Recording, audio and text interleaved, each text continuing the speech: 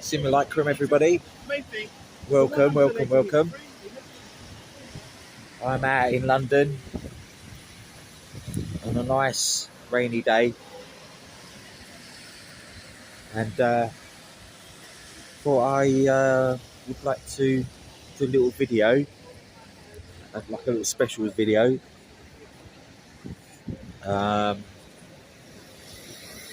Just to sort of like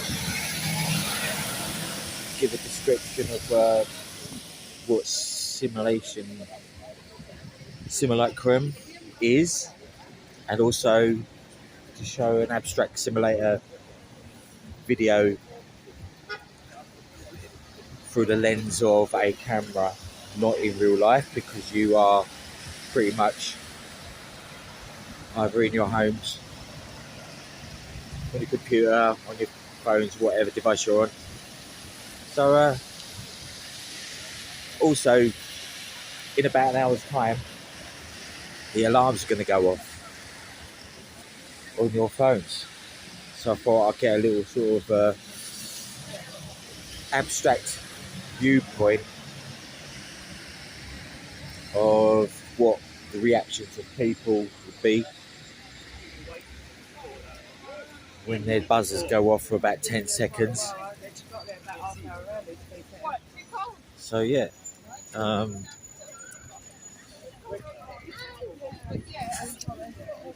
so my main point is that I'm observing what I call realism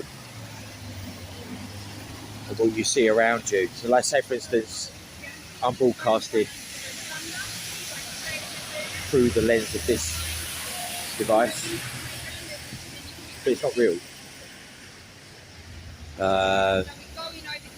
Just like the newspapers, the media, they're portraying it through the eyes of their lens, and some of it's not true. With what's going on today, it's not exactly real either. It's like, as a point of view of Jean Baudrillard, a sense of the hyper-real, in which what you see around you is not exactly what is real. You may touch it, you may sort of like smell it, see it, feel it, but is it real? It's like, I mean, if you're a Marxist, they have a book out, which I think was done by Lenin, who done a book about dialectical materialism, which is a science-based book where you dissect in small detail everything around you, not scientifically, of course. So I thought you have a perspective individually. Each individual has a perspective, a realism, like a sense of an understanding of what you see around you. But what you're being told, is that really what you're actually understanding? As I can see, like I'm going to do a little show around. I'm here at Hyde Park. Got a lot of people here who are preaching, whether it's their religion. And now I'm an agnostic, not an atheist. I'm an agnostic, so I kind of sort of like, anyone sort of like comes up to me, knock on my door or whatever, and starts preaching to me, I'll question their understanding, whether it's real or not, you know. So, and we've got a little bit of police presence here as well. But then there's always something going on. Not sure how, because normally it's really packed around here because of the rain. So, see, like there's guys there, got police here. Not sure what the police are trying to advise. Here's a colourful guy. He also said he would destroy the whole devil head over death. Yeah? That he will use his blood to cleanse us from all of our past, present, and future sins. He nailed all them sins to the cross. And he was buried, died, and rose again. That's right. So Jesus, watch, he's neutral, okay? Why? When he's on the cross, Luke chapter 2, Simeon says to Mary, a sword is going to pierce your soul. Why didn't God the Father allow Jesus to come down from the cross to take the sword out of his mother's soul? Or why did he not allow the Holy Spirit, See, seven of them, a lot of it's based to on take that non-real. sword out? Why did It's he based let on a Mary, book. the It's based on, beautiful like- lady, that beautiful girl, why would he This let is her my die point, you with see. that sword in her So soul? many sort of like Oh, no, differences not of resurrected. opinion. She saw him, she was fine, Like that's this a guy lie. here, The or reason guys he believed he was a son, he died for over us. there. You bring that death with you to Let's the go grave. over here and So see for what the this rest of her person's saying. natural life, even though she saw the resurrection of Jesus, she knew he was going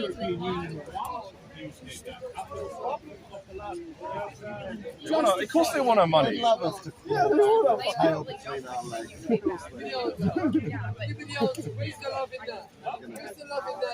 So we have like agnostics, atheists. I can't actually hear what this person's saying, but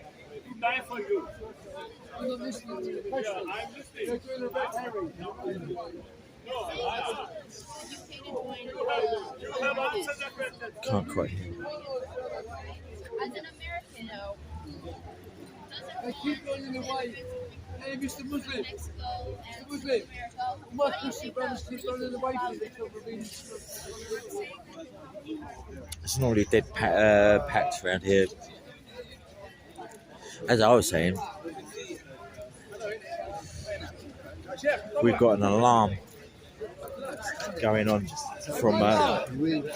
We've got an alarm coming on around about 3 o'clock, and how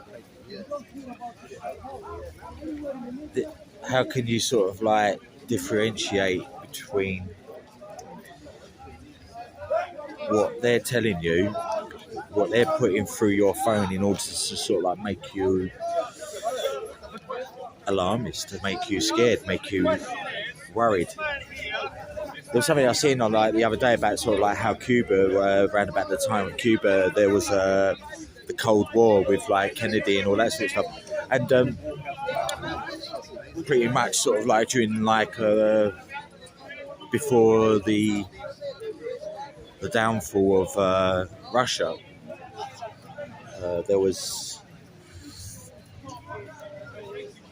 a lot of Cold War emphasis based. You could go back sort of like from the Third Reich, in which there was, of course, the Second World War, and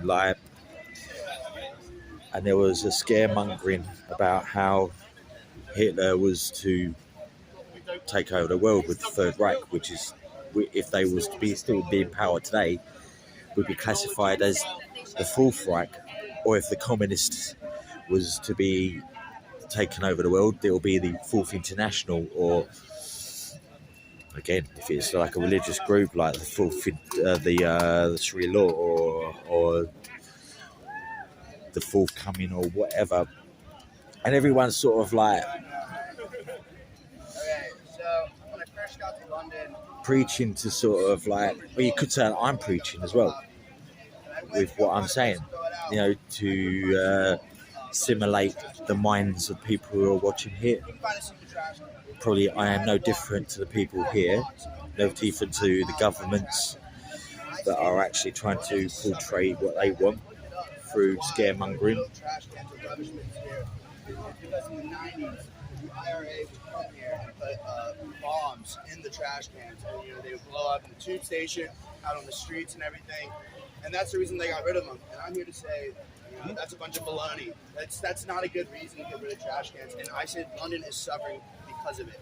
London was voted London is voted the most dirty city in Europe. I know that sounds hard to believe, but it really is. You've been to Paris. Yeah, no. The thing is, and public toilets. We need public toilets. Yeah, I agree. Yeah, you guys need public toilets too. You have to pay to use the bathroom. I think that's a bunch of crap. Expensive. It's expensive. And the thing is, London is suffering because of it. You guys have a massive rat population here because of all the trash. The tube is full of just a bunch of trash. And the thing is, the reason you guys got rid of these trash cans is because in the 90s, the bombs and everything, and the IRA, it's not a threat anymore to you guys. London is voted the most dirty city in Europe, and you guys. Talking about the tube. Every time I get off the tube, I'm amazed at how clean it is. Yeah, because you I guys. haven't seen a piece of trash. There was a time when there was metros No, and no, stuff. yeah, They're constantly picking it up. Yeah, they're constantly picking it up, but the thing is, The New York subway, offers employment. I'll tell you something. I mean, the the London 94 Underground is horses. a lot cleaner than the New York subway. look at this. Not cleaner than the system in Singapore and Thailand, who we truly do have. I'm not making this up. Even Iran has the I cleanest think- underground. All I want to say is, I agree with you. There is here. When I came to this country, I was like, whoa, it's like a rubbish land. But it's about the education. If you're educated at home, that you don't throw the trash, on the street, then you can carry on the trash in your pocket and find a job to steal. Yeah. Because people are uneducated. They throw it. Even if people have a rubbish bin, they will still throw the burgers on the street and stuff like that.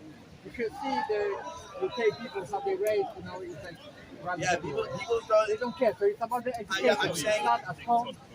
For myself, I'm not a kind of person that throws stuff on the ground, but I'm Yeah, saying that's that good the for average you, yeah. person, I'm not gonna walk. You see, the nearest trash can is way down there. If I got a cup of coffee, I gotta go this way. I'm not gonna walk all the way down there to throw it out. So I say the average person will probably just throw that thing on the ground. They don't care. You guys have to hire people to pick up all of the rubbish everywhere. The thing is, taxpayers are suffering because of that. You walk into any Pret anywhere, the rubbish bins are filled to the brim with trash, and it's because people can't throw it out anywhere. I've had to walk miles. I think it's just you're lazy.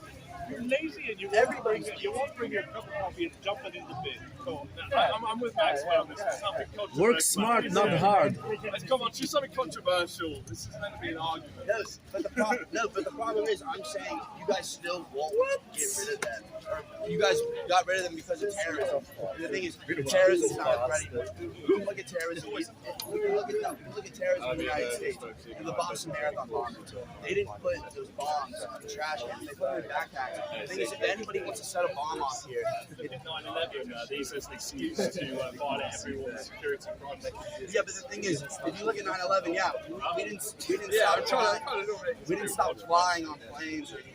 We actually built another World Trade Center, and we call it the Freedom Tower. You don't think that's going to be a target for terrorism? It's the new World Trade Center. It's the Freedom Tower. When was that built? It was built in like 2012.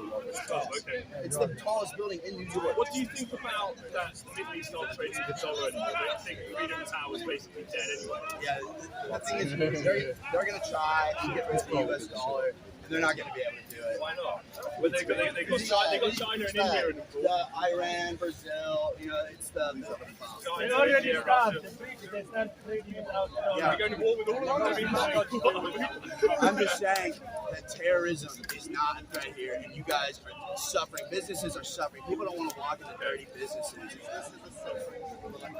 Yes, businesses are suffering because People are staying at home. I'm more concerned about the ugly lampposts and ugly bus stops. That's affecting tourism people are far worse walking than into these businesses without even paying and throwing their trash in there, just trash on the ground in businesses.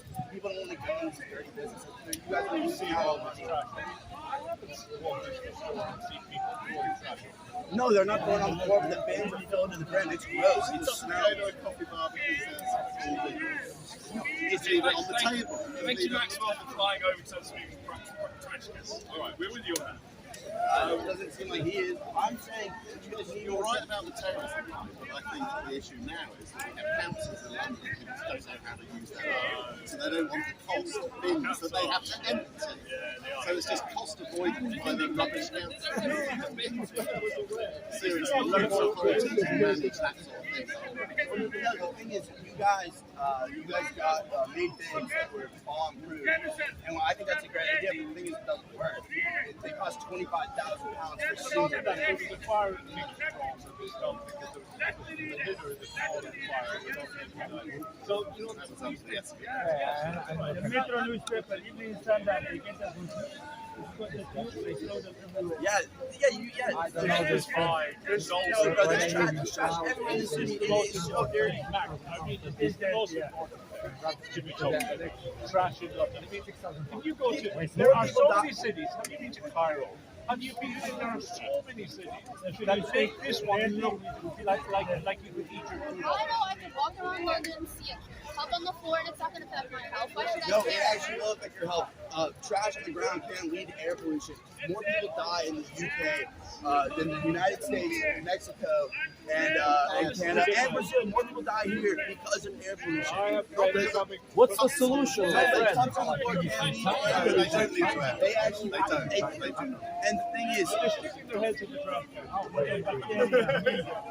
English people, stop putting your heads in the trash. Come I on. have people, friends who come from Egypt and who come from Sao Paulo, Brazil, and they tell me they breathe deep here. London is still a no, the air here, the World Health Organization has set, there's a particle called PM 2.5, and they've set a maximum amount of it that can be in a certain area of the city. London failed, the whole entire city of London fails. And the thing is, it's due to there not being enough rubbish bins. It all, the pollution from the buses and the pollution from the trash is a huge part of it. It's a huge part of it. And the thing is, you guys just, the reason they won't put them in They don't do recycling in this. The problem with recycling. It's better for the air quality. We need to put it in the rubbish truck. No, look, I think London is a beautiful city. I love this. I've been here for 4 months. The thing is, I think it could be a lot better, and I think that the rubbish on the ground takes away from the experience of being here. And I just think it's not your guys' fault. I think it's your guys' government fault. You guys need more rubbish bins, and people are suffering. Businesses are suffering. You guys are losing out on income. And terrorism here, from the IRA at least, it's not a threat anymore. The thing is, that people want to set off bombs in cities. They don't need trash cans to do it. I'm from Orlando. There was a mass shooting in Orlando. It was a terrorist event. The guy shot and killed 50 people at a gay nightclub. And the thing is, I still go out in Orlando. I'm not afraid to do that. And I think that your government is acting. They're afraid of these trash cans. Yeah, man, but there's guns in America. Everyone and their mother has a gun. Yeah, that's a different issue. I agree. That everyone and their mom should have. They're the homeless people around. Yeah, no, I agree. The thing is, your guys' government is never going to do this. Just like how the American government's not going to get rid of guns. And the people are suffering. You know, the rich pricks who are in Parliament or whatever. You know, they live in the nice areas where they have. Our politicians. Okay, our politicians. Who doesn't? Everybody hates politicians. No, I think. Okay, that's enough now. Rubbish.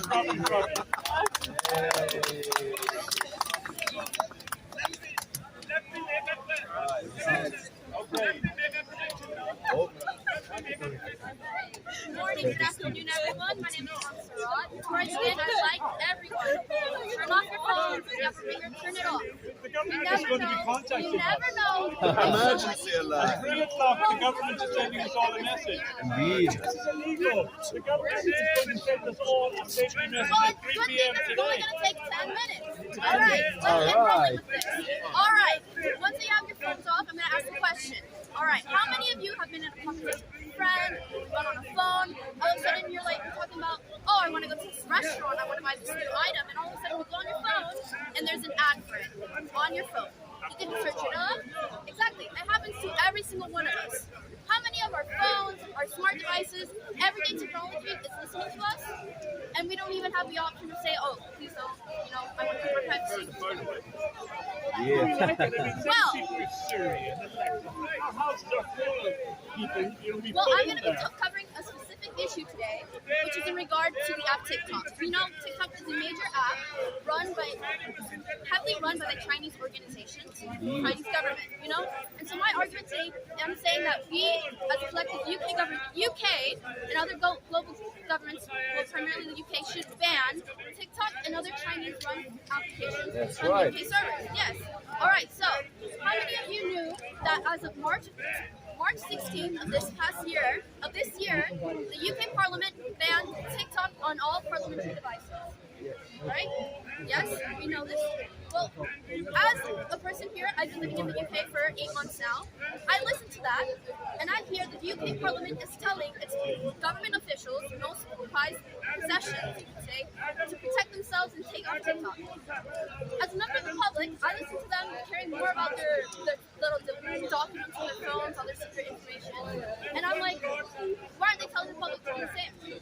Why should these politicians who have, I don't know, documents, important documents, be protected while us? Because we're less important, it seems. Well, then that's why I should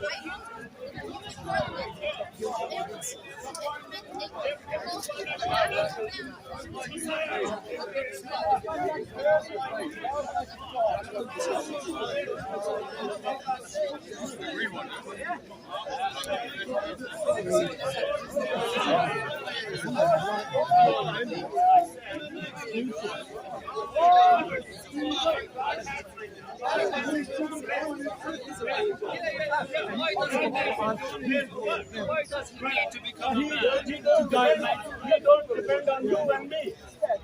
He doesn't need me. He has his own way. He doesn't need me. He has his own way. So when Mary was changing his nappy, that he was independent of his mother also. Yeah, he was. But you said God don't independent of He was eating, walking, talking like a man. Because No, when he was a baby. No. When he was a baby. No, when he was a baby. When he was a baby. Yeah, but when he was a baby. Yeah, when he was a baby. Was he independent of his mother? No. when God is a Baby. man, No, when he was a baby. When he was a baby. No, before that. No. So he's independent of his mother. he has to depend. He has to depend. He has to He depend. said God don't Because, independent of nothing. because no, he is living like you and me. He is living like you and me. That's why Your way. Also he's God, right? he is also God. So he don't need to So that's depend why on anything. we Christian believe that God is divine as well as humanity. Huh? They are all equal. Yes, they are all equal.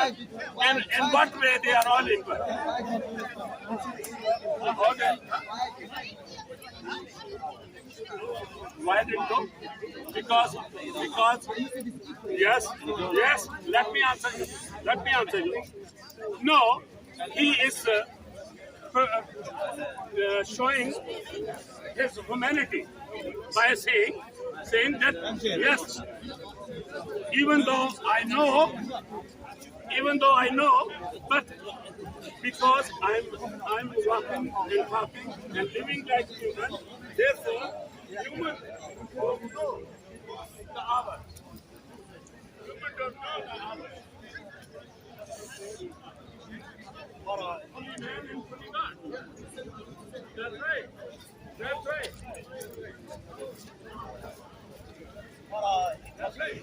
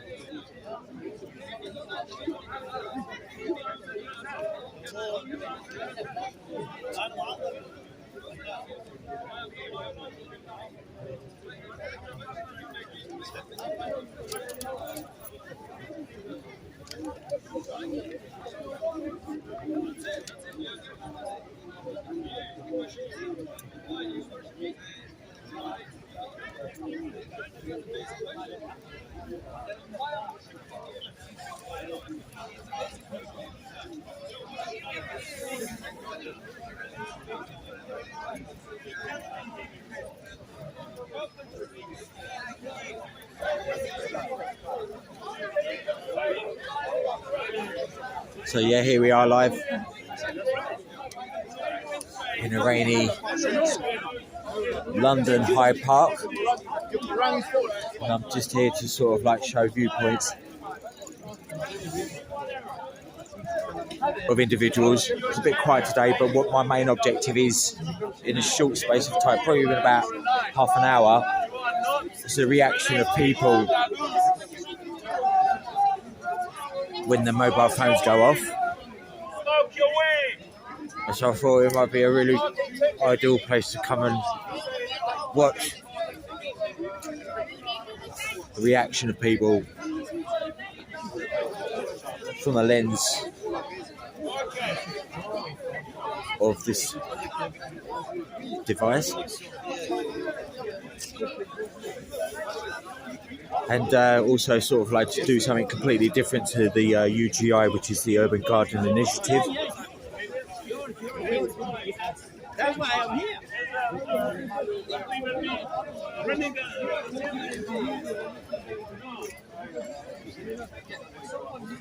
Come round to this crowd, see what's going on here.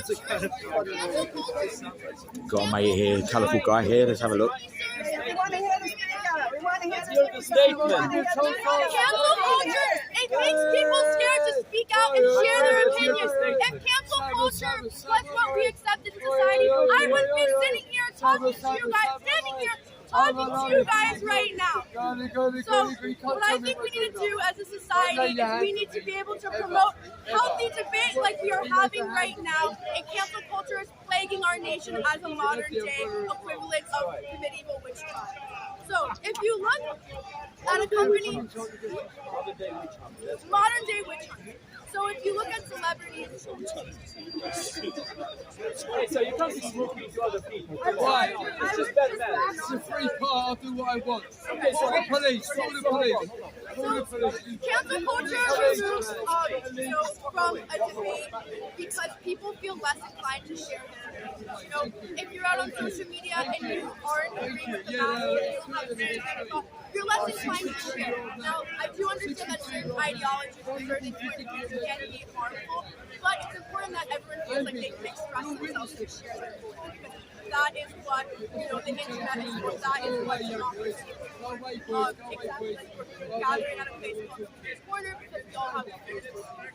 And so, I would cancel this guy, but the thing is, I know we live in a society where there's free choice, and as long as he's not sitting here hitting somebody or hitting up my Facebook or directly after, there's something I can really do. And we have to have people with mental issues like this just stop any kind of conversation. They need to be we can, but some the help. thing about cancel culture is it's a largely a social media trend that's emerged. And so when you're sitting here on the streets, you're going to have other. That's why we have our policemen over there who don't give a But when you're on social media, you know, Instagram does have its rules and regulations for certain behaviors, but for the most part, you know, anybody who thinks like,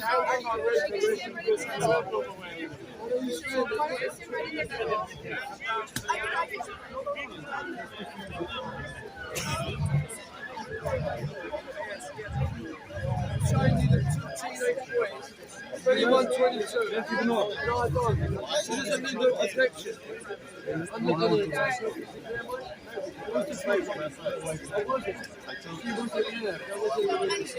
When I finish smoking, you're still going to be there. How's that? Right, so I can be everyone else who comes in can play. Although, to be honest, I think the police might have something to say for blowing smoking. I haven't got no smoking on my face on camera. I haven't got no one. Has anyone seen me no camera footage. They haven't. They ain't going to give them the film, are you, lads? So you've got no evidence. They're not going to support dogs like you. Dogs, that's all they are. Look at them. Dogs, look. They laugh like dogs. Look. Woof, woof. Woof, woof. Hello, Mr. Alsatian. Look at him, bully boy. One slap you go to the big size people will know what that is. 61 year old man, yeah? You think you're vulnerable, and then we have 63 years, martial arts. I'm scared of you, I'm scared of you. I'm shaking in my boots. I'm so scared of you. I'm so scared of you. I'm so scared of you. You're so big. You're just like Samson. You're just like Goliath. Goliath. We've got Goliath here. We've got Goliath. You got Goliath. Leave me alone. Let me go away. Let me go away. I'll go away. It goes away. I'll go away. Please, thank you. Thank you. I'll walk away now. When he stands there like that, it's fine. Thank you. Thank you for being a peacemaker. I appreciate it. Or, you know, when they're saying ideology that they're bigots or they're I'm saying that a lot of times people speak out of ignorance, and so I think that these people deserve to be treated in a society in which we listen to them, and then we say, hey, you know, you may feel this way, but actually X, Y, Z. You can't just go out here screaming a bunch of nonsense like some people, and then, you know, get away with it. I don't think it should be met with you know, more aggression, because it's not going to solve anything. Education, and so it's like at the end of the day, you know, you can't make everybody believe what you want to believe, but I think that, you know, being able to sit down and stand up and have, you know, a calm debate with somebody, a calm conversation is going to be way better than the inside. Because when you have everyone screaming at each other, everyone just leaves frustrated. There's no mutual understanding. You know, we have liberals, we have Republicans. Never are we ever going to reach a society where everyone agrees about the same thing, and that's okay. But we need to be able to mutually respect each other. You don't think that your generation is? Oh, 100%. And it's because we have this social media idea that we all need to have one train of thought. And that's not the case. We all need to be able to live in a society where we can voice our opinions. Yeah, it is. It's because people feel threatened. They say, oh, well, you think, or for a perfect example is Anheuser-Busch. So if you guys are familiar, Anheuser-Busch is an American beer company. Yeah, Bud Light, American beer company. And so, you know, one of their influencers, a transgender woman, was sent personalized bombs. Was sent just disrupting the debate really, sort of like have a sort of like a decent discourse of like conversation. Anyway, so she was sent personalized bombs, Anheuser-Busch. And so once that happened, Anheuser-Busch faced a lot of backlash because people didn't she's coming out to the point. A very small amount of our population, you know, associates with that, you know. I think everyone's just taking it in turns to sort of like have their piece. So they face a lot of backlash. Are those people allowed to not drink that beer anymore because they don't allow it? Everyone's entitled to their view, aren't they? But the trolling that occurred isn't right, because instead of being screaming, I can't believe they're supporting someone who's trans, like, there needs to be like, okay, maybe you shouldn't do that as a massive brand because it's not a popular, you know, thing to do. But at the end of the day, it's not like they're plastering this woman all over social media. She's doing a brand deal with them, and she just had one, you know, advertisement that was supporting the company. So I think that it's things like that. We're online now, so it can be big, it can be broad. They've been doing it in schoolyards. Yeah, it's a modern form. It's a digital form of bullying. Is what cancel culture. It allows, yes, there are bad people that do deserve to have some of their platform taken away because they're just spreading lies. But, it's this bullying aspect. It's like you're afraid to make the wrong move. You're afraid to mess up. And quite frankly, I think we all are ignorant to certain things. And, that's okay. But, we need to feel like we can live in a society where we're able to formulate our own opinions and we're able to speak. And then if we are facing backlash or we are told, hey, that's not right, we can then move forward. And so I think the main thing to take away.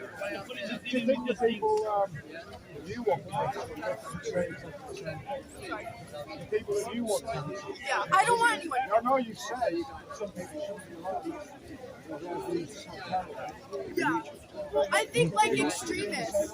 I just think extremists. I think that it's hard because look at an example. I'm Jewish. Look at Nazi Germany. You had an entire abstract. I agree with that. If you look at, social media specifically, if you look at, the guidelines for Instagram, the guidelines for Facebook, promoting violence, promoting hate, those are two, very big no-nos. It's harassment, it's sexual harassment, that kind of objectification. But, if should public health be privatized? Should public health care be, privatized versus public? That's not possible. It's like you said, it's violence.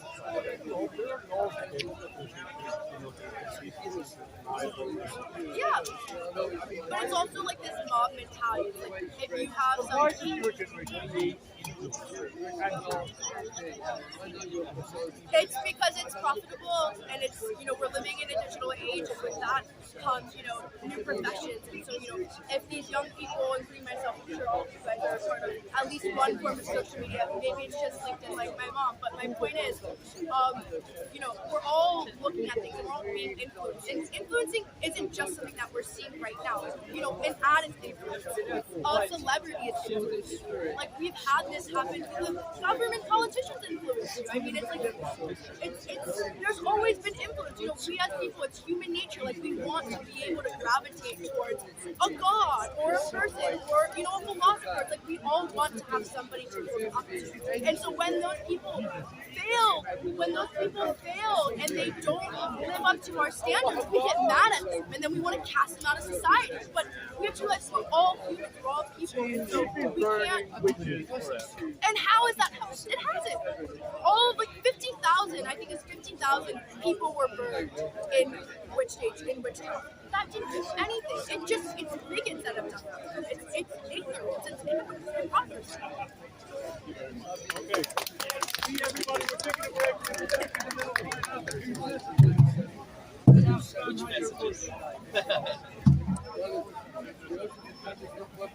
We're back with another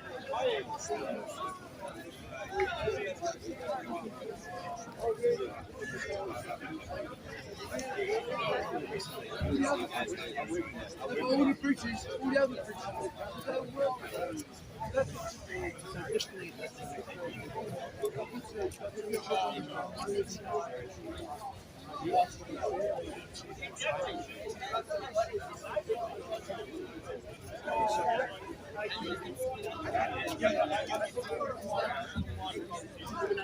From your rational mind, you've got to weigh up the archaeological facts, the historical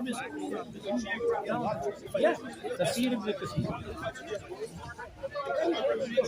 They didn't collaborate. Most of them never met each other. Well, the true God is the one who's outside of time and knows what's going to happen in the future. You have the last book.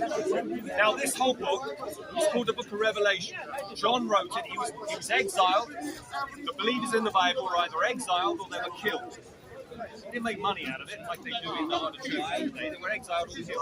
So John was revealed by God, the book of Revelation. It will be a revelation in Hebrew. Do you know what the Muslims do?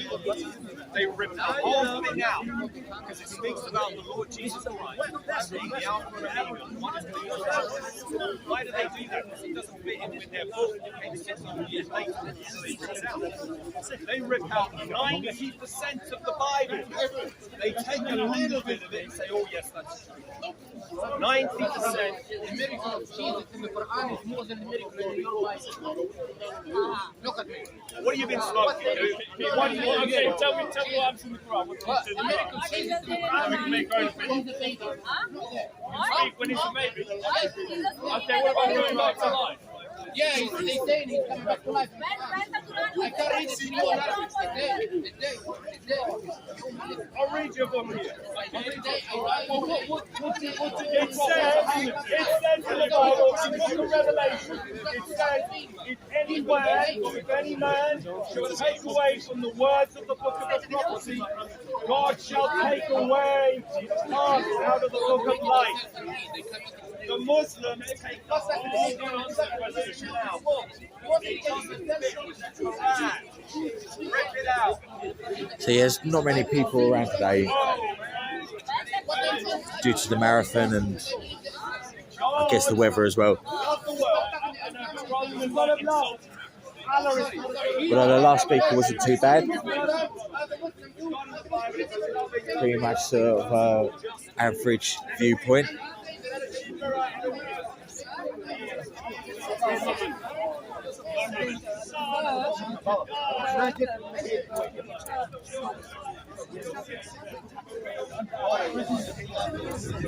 There's a typical sort of Sunday afternoon activity every Sunday, from religion to ideology, philosophy. Let's go over here because I ain't seen this guy yet.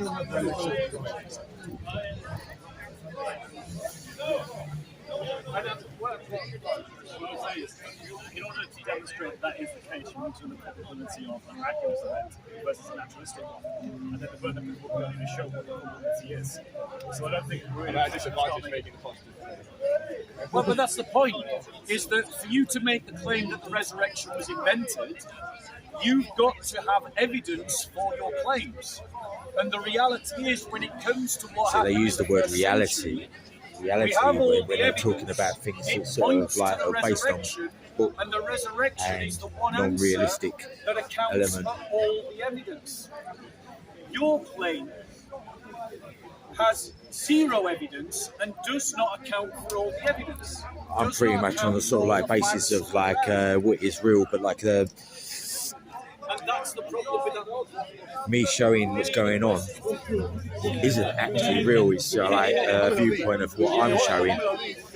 I can see it in my own reality. Loads of people debating.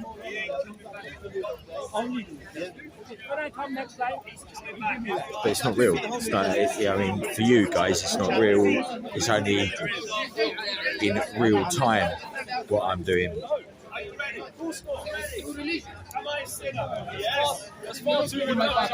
You could actually sort of like put it as an anarchistic point of view, an agnostic point of view, should I say.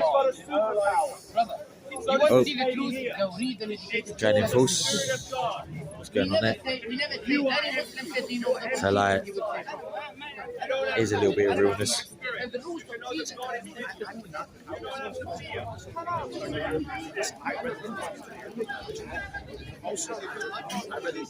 Bit of a brief, bit of debrief.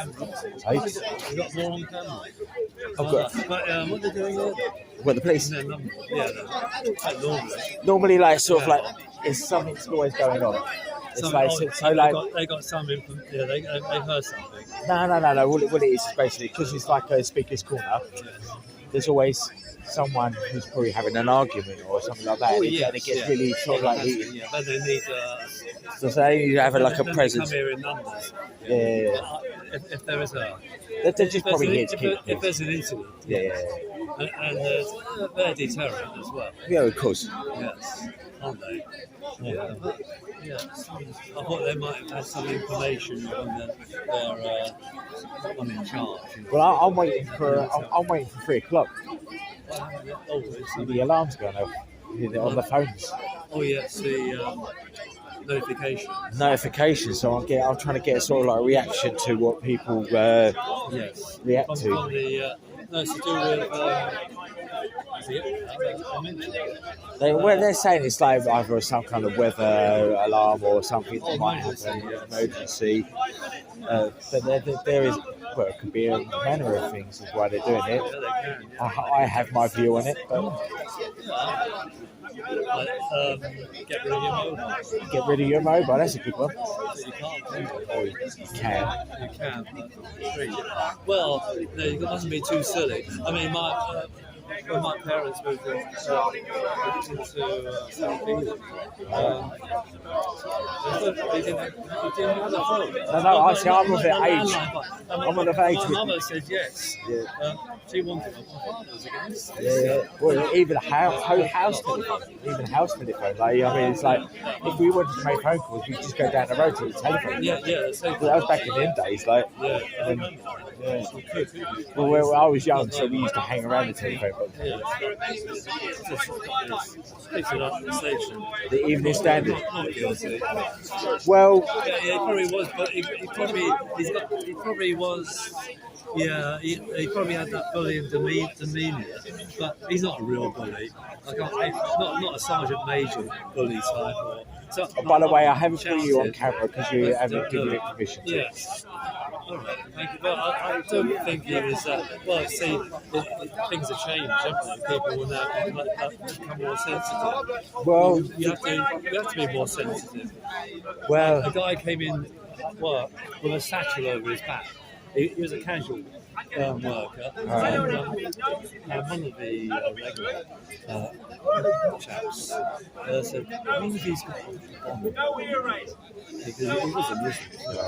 And he heard it. He didn't say anything to it. Then he went to the manager. And the manager pulled him, the guy. And he was, disciplined. But yeah. he was a casual worker. I bet he was part of the workforce. So, but he heard what he said, and he was offended by it. Well, I'm It wasn't a joke. I'm doing courses at the moment because peer support working and stuff like that, and it's making sure that you do more listening and actually making a point of view, right? And it can be really sensitive to sort of like some people, no matter what you say to them. So you have to sort of like have a little bit of empathy in the world. Yeah. It's difficult. It is. Because obviously there's not just him, even Theresa May. They want to get things done. They want to get results. Well, we have get results for their own pocket, of course. Yeah, for their pocket. Yeah. They got targets, and maybe the civil servants. Well, yeah. They do so much. Well, they have to sort of like abide by whoever's in power anyway. So I mean, they're impartial, but now they're trying to say they're not. They're supposed to be impartial. Well, I mean, they're not. Well, even the police are meant to be impartial, really, but they've got like they got the crown on their lapel. That doesn't mean they're impartial. And even with civil servants, I mean, they got a point of view, and they may differ, or they may prevaricate, or they might make mistakes, or they might do things that they wouldn't do it deliberately. They can't do things deliberately. They get caught. Well, the thing is they're under sort of like the equal opportunities policy within their workforce. It's the same at work. I mean, people slow down deliberately. I was working at Heathrow. You know, and it's working well. Some people would deliberately slow things down just to upset the manager because they don't like the manager. To get him into trouble. And they weren't. It was mail. We were processing mail basically, or bags, and sometimes they miss the flights. You know, because someone has slowed things out, slowed kicks fish in the belt. If he didn't like manager the business is going down these days anyway. So like, you know what I mean. So there's going to be probably less businesses out there. So like, they'll probably be just finding ways of like. I must say, despite all the people that cut into this country over the year, the economy is doing.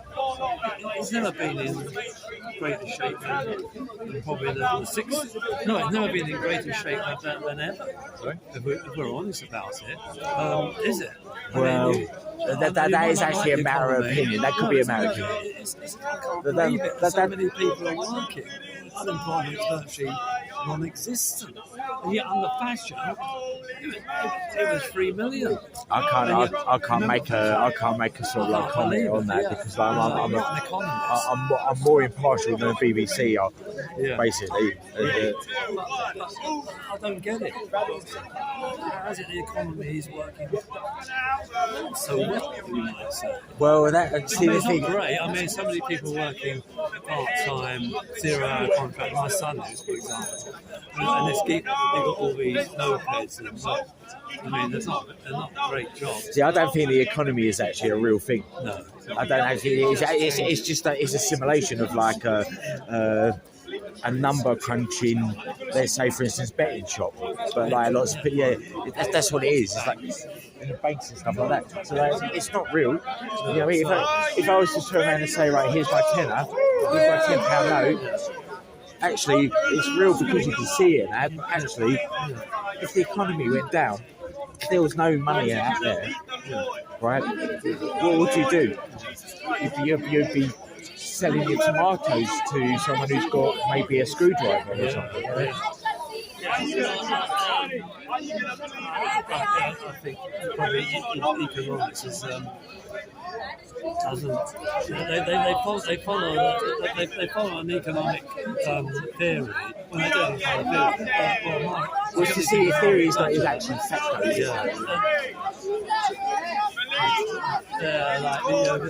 The Conservatives generally believe in low taxation, and well, tax is actually not a real thing either. It's just like a person-made format in order to create control, right? Just like money is, just like sort of like government and policing. It's all based on control. Even religion. This is my point of my video. This is basically what is realism. You know, what is realism? Realism is like your viewpoint of what you think it is, right? Whether I agree or disagree, I can't take that away from you. You know what I'm saying? So like, I mean, I maybe brainwashed your point, but I can't believe it. I'm saying the economy is well, but so many people are working. And unemployment is well, they say unemployment is low, according to the official figures. I don't know if that's true. Employment is another form of control. Right? That's how I see it. It's like, you know, everything that we are actually sort of like led to believe under a simulation. Is it real? Yeah. You know, I look up there, those buildings. If money, economy, taxing, everything else did not exist 1,000 years ago, would those buildings still exist? Do you know what I'm saying? Yeah. And then, like in the Matrix film, when Morpheus has turned around, it just says the alarms have just gone off. See, everyone's just realised. I thought I turned everything off on my phone, and it still just came up on my.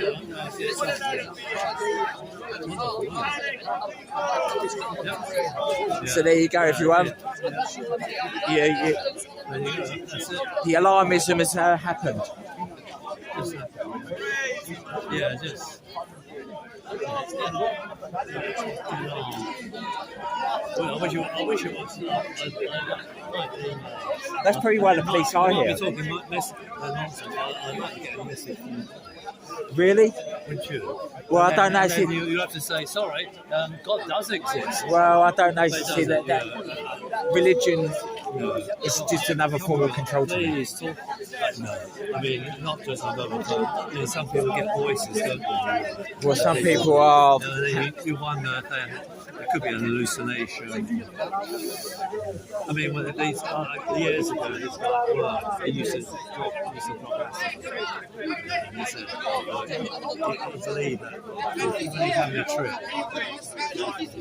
Well, yeah, everyone to their own. Oh my God, yeah. So be careful. Yeah, this guy, his name was Cool. He was a very middle class. He came over in the late 50s, 1959. He was a technician. I was working,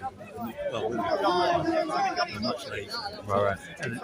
And he was probably around about 30, and he asked me, we're going to this pub, and he gave me some money to get me some of these acetates. Well, if you're ready for that sort of thing, and you want to do sort of, apparently, like the government are actually sort of like introducing sort of like magic mushroom testing, right, in order to sort of like help people who have depression and stuff like that. And don't get me wrong, it does. It can actually make you happier, and if you're in small doses. Yes. But if you have it in big doses, then and you're not ready for it, not a good thing. Yeah, it should be more. You need to have it on the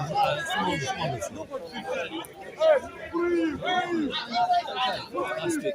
You too, Sam. Enjoy it. Thank you.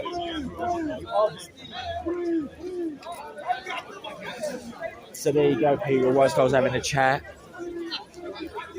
the government and the technocrats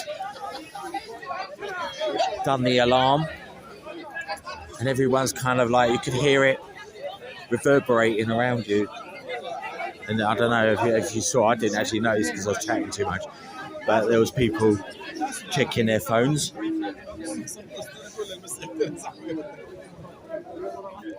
Which is quite interesting, really. I'm all right, mate. I'm just filming and getting a little bit of realism. Can I bring this round to you? Yeah, of course you can. I'm Sweet. not afraid. Nah, I've got nothing to be afraid of, bro. That's all right. Channel called Abstract Simulator. Abstract Simulator. Wow, that's a mouthful. Well, it is, but like it's very sort of like it's based on realism, really. It's like, you know, I come here because everyone's sort of like preaching their version of what is real. Well, I've not seen you here before. No, I have been here, but I do actually gardening videos. Oh, right. So like I kind of You like a bit of gardening? I like a bit of gardening, showing like people how to grow veg, as it might be a very important thing that might be happening soon. In the future. Without a shadow of a doubt. So like my aim is to actually sort of like do gardening, get people interested in gardening. I'd love to see everyone who's got a garden. I have a garden. We grow veg. I grow my own veg. And get your friends or your neighbours to do exactly the same thing. And if you need them, you might have an electrician and you don't know how to do electrics. And you say, look, if I sort you out some veg, can you sort me electric out? Well, that's what I reckon. That was my... Like a barter system. Barter system. Get rid of the financial system, which is already going to get rid of itself. Absolutely. Right, and that's what people are going to do. They're going to sort of like, I presume... Be more dependent on each other, like they used to be. Like in the old days. I can go back to the 50s. Yeah, exactly. We survived only because we had allotments. That's right. And we had our own pigs, ducks, chickens, etc. We had a great foundation, fresh produce from the ground, our own apples, our own livestock. We're all getting towards our 70s and we're still fit and healthy because of that nutritious foundation. And it looks like people might have to go back to that way of living. And it brings people together. It's a good thing. It brings people together as well, doesn't it? Yeah, community. Can you imagine? Like, I mean, you find a plot of land, someone comes along, oh, can I give you a hand? You know what I mean? It's like, and then like you would never have spoken to that person. But that's what it's all about. Instead of like all this indifference going on around here, where people are like, "Oh yeah, I'm into the Quran, I'm into Christianity, I'm into this that, and the other. I don't like you because you believe in that." Well, there is a solution to this here, and it's quite simple. Once they become hungry, I mean really hungry, they will then start cooperating or Totally. destroy each other. Well, let's hope that if the financial system turns around and says, "Look, we've got depression now, right? There's not going to be any money. It'll be like the 1930s." Hopefully, people like the middle classes, right? That's when it will all start happening.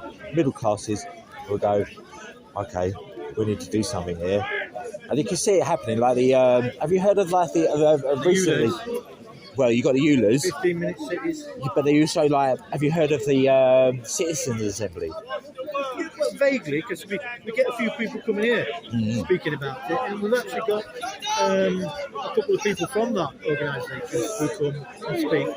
We've got Mike Uku. Oh yeah. Piers Corbin. Oh yeah. Dave Curtin. Okay. That Fox guy has been here. Yeah, so you meet all sorts of people here. Yeah. That's the wonderful thing about this place. Yeah. 1 minute you can be talking to an ex-coal miner, the next minute you can be talking to a professor of mathematics or philosophy or psychology. It's amazing what you can learn here.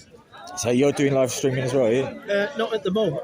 Well, not at the moment. I don't do live streaming. No. I just do videos on my channel. Right. What is your channel? Universal Truth. Okay, cool. Yeah, Universal Truth. So anyone who's listening or watching my channel, check on that one as well. Truth. Yeah. Amidida. You'll see a little picture of Amidida. Universal Truth. And what is your what is your fundamentals? What is like your what you like? Big question. There's too many today. Oh, okay, so you're very sort of like open to any free spirit information. Yeah. That's cool. I'm a free spirit. Yeah. How does that work with you when you're like sort of doing sort of like recordings? Because like your storage is a big thing, isn't it? Well, I keep it simple. I've got the phone there. That's got so much storage in there. I then get an SD card, slot that in, film, and then download onto my laptop. And any films on there left over, they've already been recorded onto the laptop. I just get rid of them and start again. Right. So you don't keep a database of like stuff. You just only on the laptop. Okay. Everything's stored on the laptop. I've always found like that's why I do live. I've always found that it's really hard to sort of like I ain't got much storage space, and like it uses so much space. There's a guy here last week with a camera worth £17,000. We have another guy who comes. His equipment is worth thousands of pounds, but they don't do any more. This here, it cost me 80 quid. Yeah. 6 years ago, and it puts out just as more capable films and videos as this highly sophisticated, expensive equipment. It's all about how you use it, you know. Yeah, it's very true. Yeah, keep it simple. Keep it. Because I'm a simple guy. I try to keep it simple. It never works. Yeah. Keep it simple. What's your name, mate? Simon. Steve. Nice to meet you, Steve. Nice to meet you, Simon. Yeah. At least the weather's sort of like holding up a bit. Yeah, hopefully it looks like we're getting some good weather over there. Well, I'll let you have a wander around, bro, and I'll catch you later. Cheers, matey. Yeah. See you soon. Later, Steve. All right.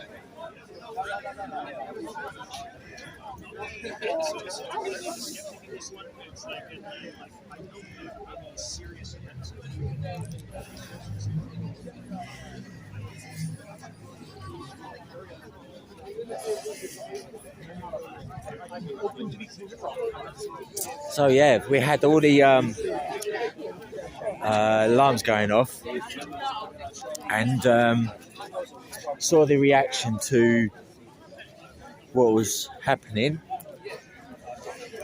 Let us know what you guys think, right? Please put comments and what's going on. We've also got Heiko Ku that's just turned up as well, so we'll probably get a little bit of a viewpoint on what he has to say. Free speech is not free,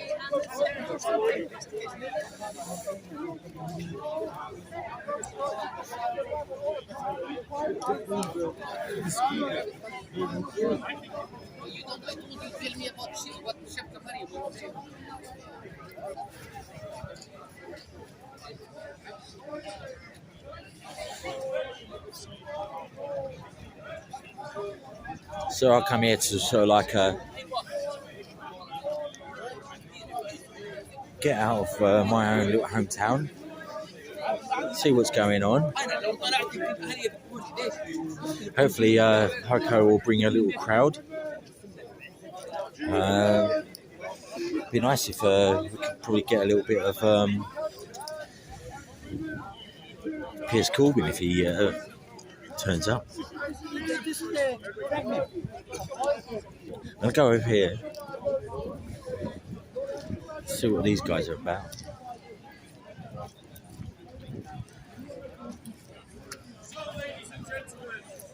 Muslims accuse all. We therefore pursue.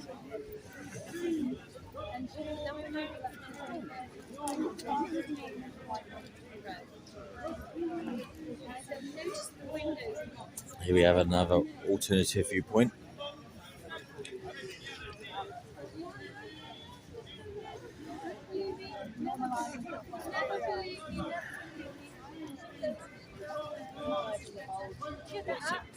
So have you ever heard of Bertrand de Juvenal?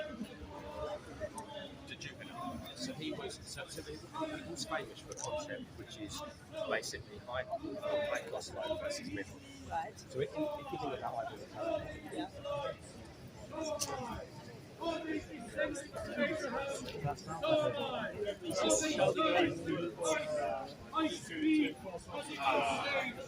freedom of speech, all these protect me from being offended. Like, I don't remember when there was a vote on that.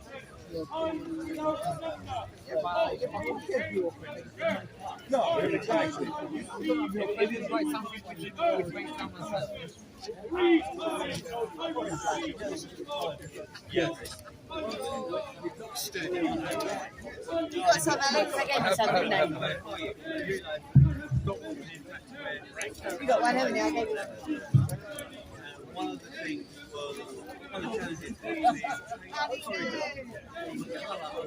their security deal.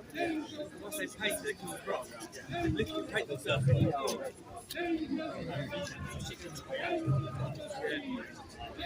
And there's lovely stories like somebody asked the computer whether it was summary execution. Why was I love it that way. Tickets fun. Everybody here okay?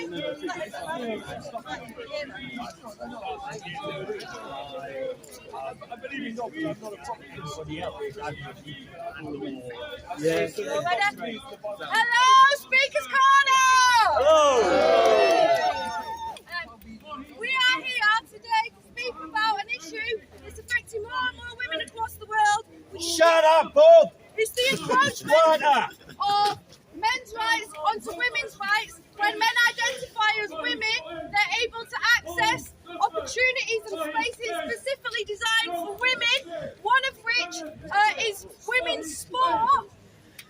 Today was London Marathon, so I thought we'd celebrate this by coming to Speaker's Corner and educating people who might not have heard much about the debate, about what's actually at stake here, what the rules say, and what changes have been made most recently by a lot of British athletes and British campaigners who've been at the forefront of pushing back against the land grab made by trans rights activists. So if we could start by giving a big round of applause to all the athletes and all the women who stood up and defended women's sport. Yay! We'll have a few of them here today to discuss their sort of thoughts on this and their expertise in this area, because it's often said that this doesn't really affect women, or it doesn't really, people aren't really speaking up about it, but the problem is this issue, they lose opportunities, they lose work. This isn't a fair vote, this isn't a fair system, it's a system where we're being coerced and forced and basically bullied to accept these blatantly unfair decisions that are made in high up in organisations without consulting members, without consulting the average person on the street. So we just want to bring some light onto it. The format today will be speeches about sport at the beginning, and then if you want to talk about any other issues or any other ways that transgender ideology is impacting you as a woman, when that's finished you can speak at the end. As ever, men are welcome to speak, but you will be speaking at the end after the women have spoken. Who would like to speak first? Do you want to wait for right? Okay.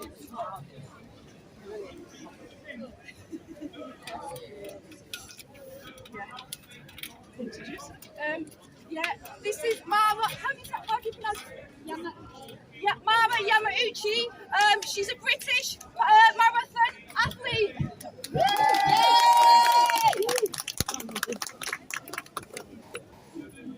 And your talk.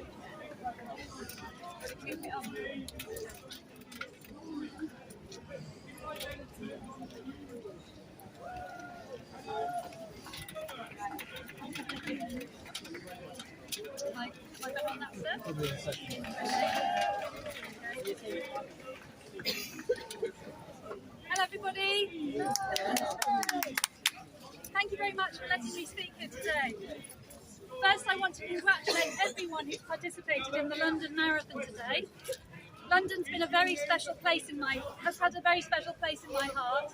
I ran it 6 times and commentated on it 10 times. In the words of former race director Dave Bedford, it's the best marathon in the world.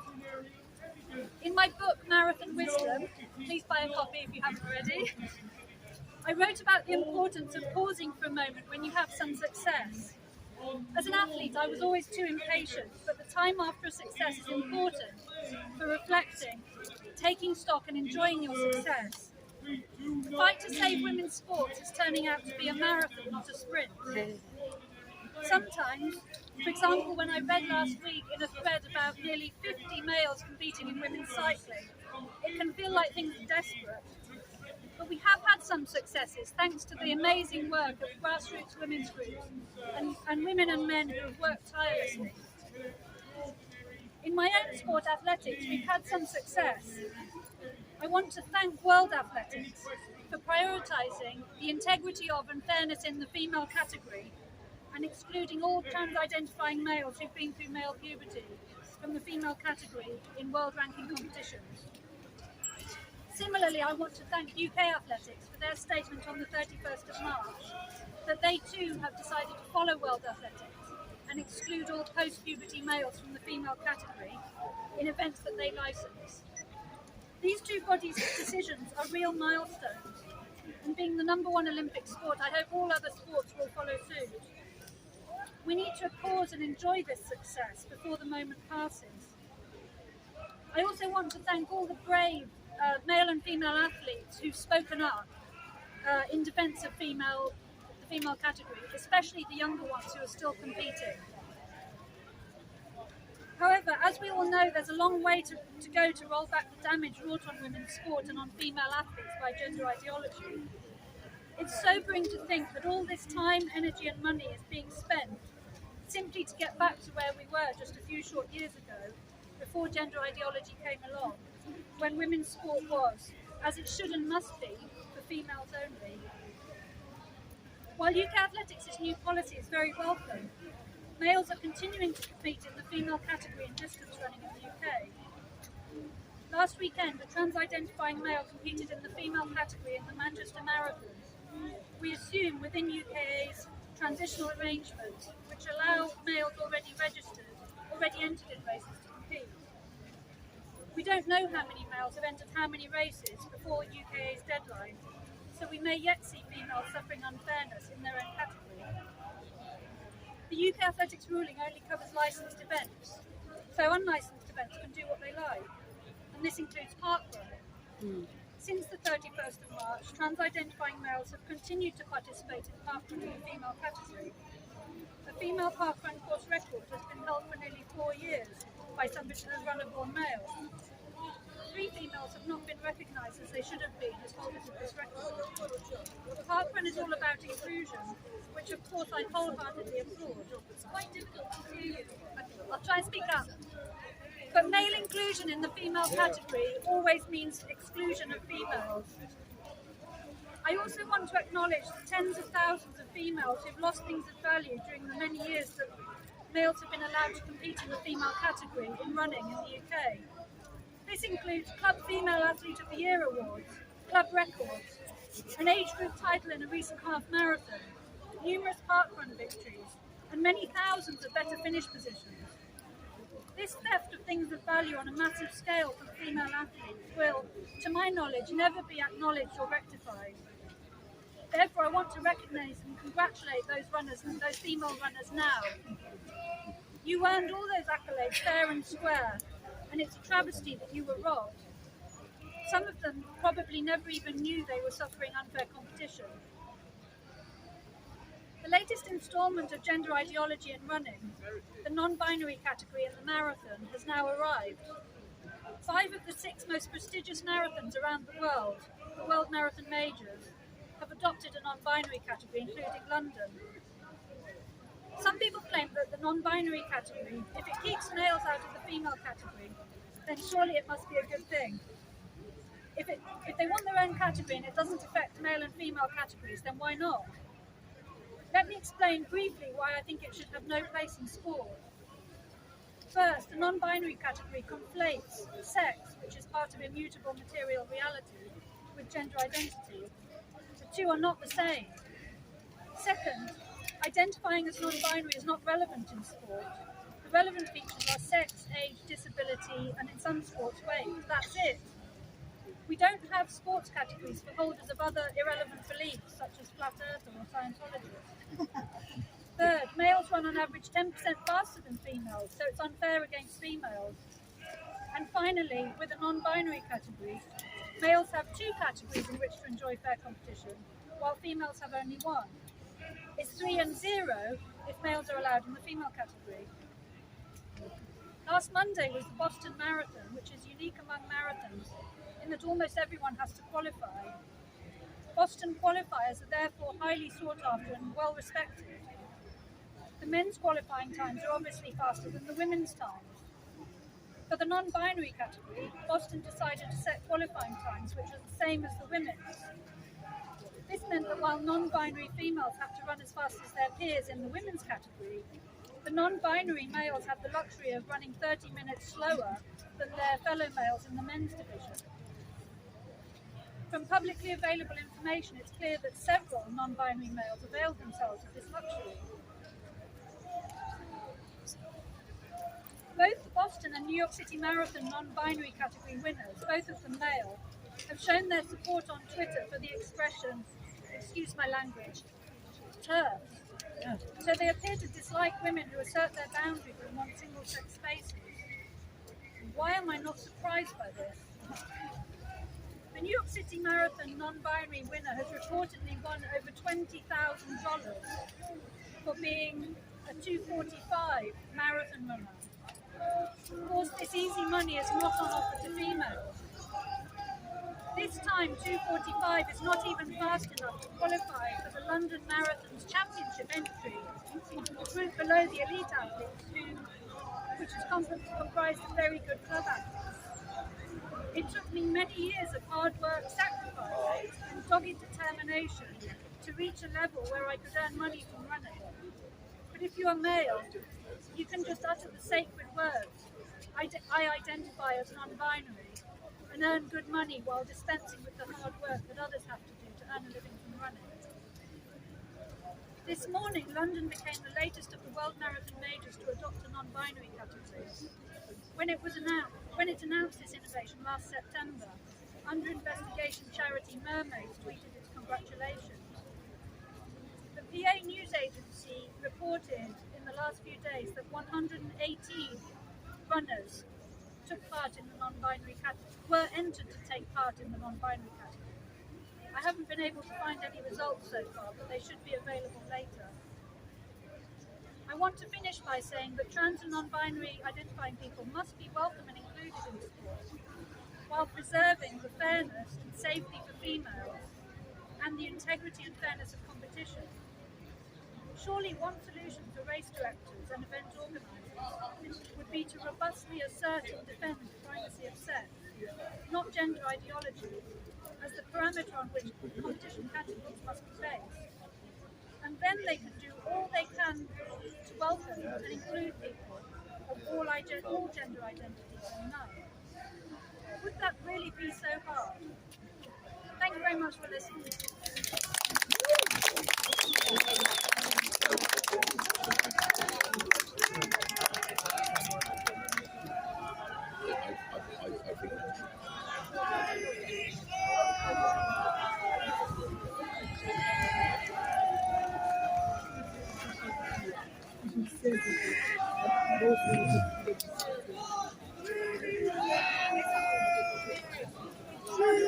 So what I'm going to do in a second is change the charged batteries up. So if you see a little bit of jerking around with the camera, then basically that's what's happening right now. So I'm going to change over from gimbal so that I can charge batteries up. I'm going to keep the live stream going. I'm just going to go over here temporarily, get everything all set up. Just bear with me, and we will go back to the women's section in a second.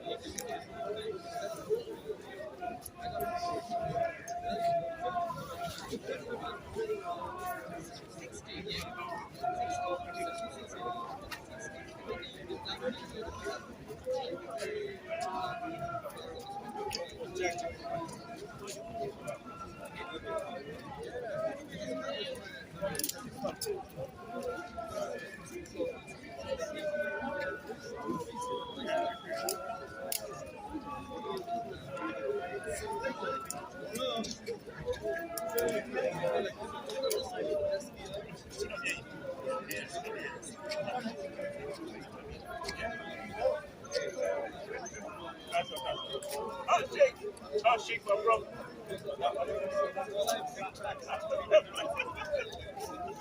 I'll come and say hello to him. I'll come and say hello, say hello to him.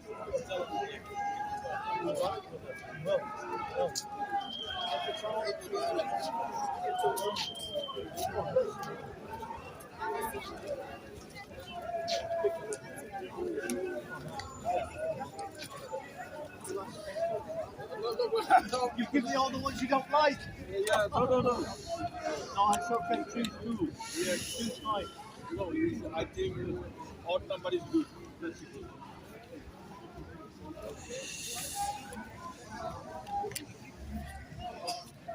I'm on your channel, by the way. Yeah.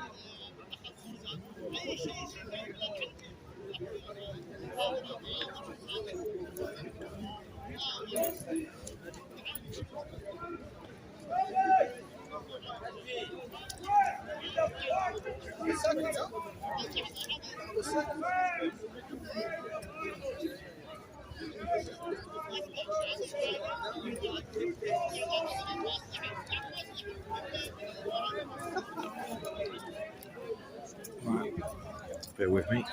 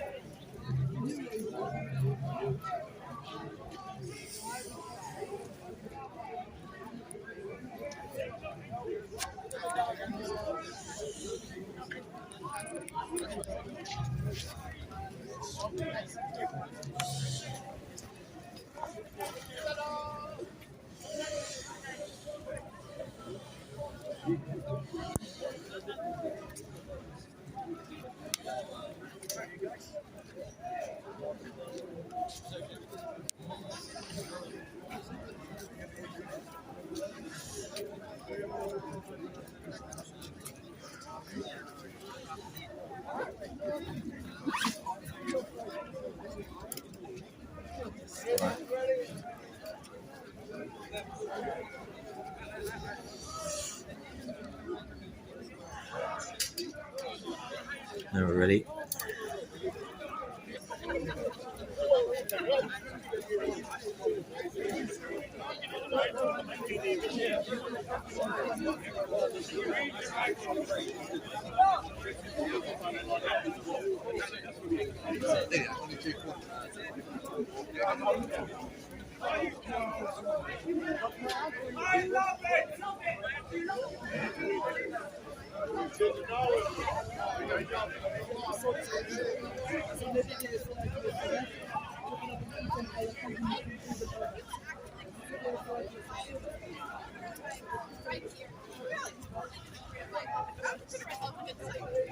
At home in America, I would be riding my bike everywhere. I'd go to work, I'd go to school, and I'd say, I'm good at driving. I can like drive and bike things or whatever. But I was like, I came here like after like 6 months of getting tested, trying to understand everything. And I was like, you know what? I'm gonna get this slime bike, go around and get a tour of myself in the city.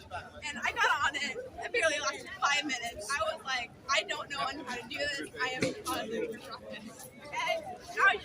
It was instant. I wasn't having a good time. I was scared I was about to hit people. I almost hit some people. And I would say I was a good biker. And for example, I know how to bike. What happens to people that don't know how to bike? Because with my bike, you just need to scan it and pay some money and you're good to go. You don't need to know how to ride a bike.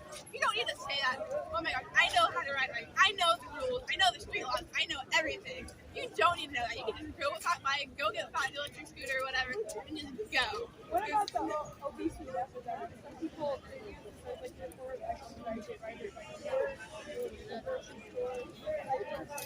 They can own their own bike then. If they're riding a bike to the grocery store or riding a bike to work, they can bring their own bike. It's a real thing. And it's very hard to look. Everybody gets a bike. I would park in easily.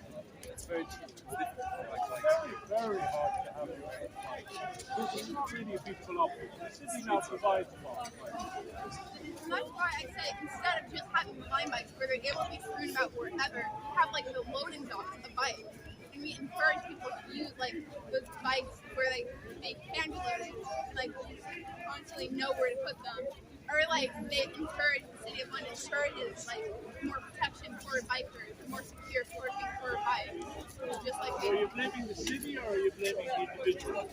I'm blaming the individual, but the city is also not entirely not at fault. You're saying that the city has allowed some cities are actually taking this into account of trying to remove blind bikes from their environment. This way. You sure?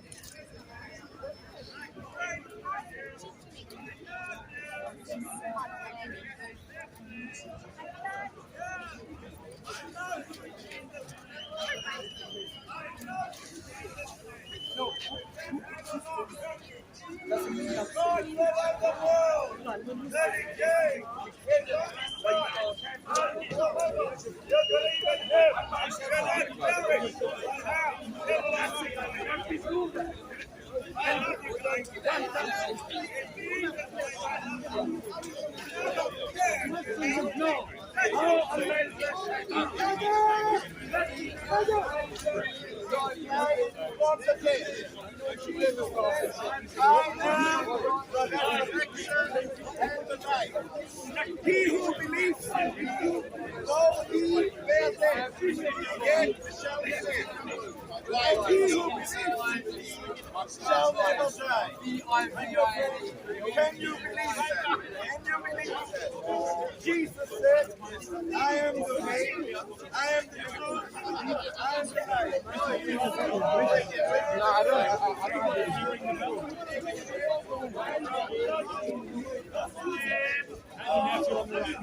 My job. The most important thing for me is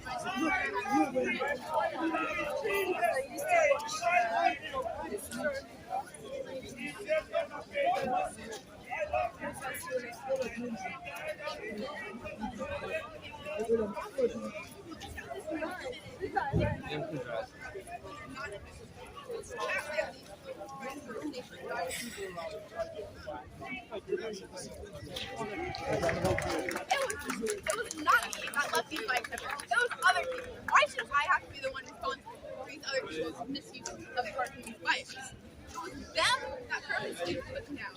And plus, my bike has the resource where if you report it, it'll come in like 24 hours, 48 hours. I tried to report it one by one. It was there for like a week. And at that time, I was like, right, every time I have to go by this path, I have to go around this bike. I don't want to be the one to have to pick it up, like carrying like a large bag on my shoulders. That's like annoying me and for other people. And people that put the bikes themselves down on the ground, like people that are renting the bikes, they also don't have helmets. And like, not all bikes do have helmets, but like, they are people that are going through recklessly through the city and they don't have helmets. What happens is they accidentally crash. The fault is that they crash and get injured. They don't have helmets, they don't have any sort of protection for anything. They don't have helmets, they don't drive safely, they throw the bike on the street, they just don't like it. I know, no, because not every person has one.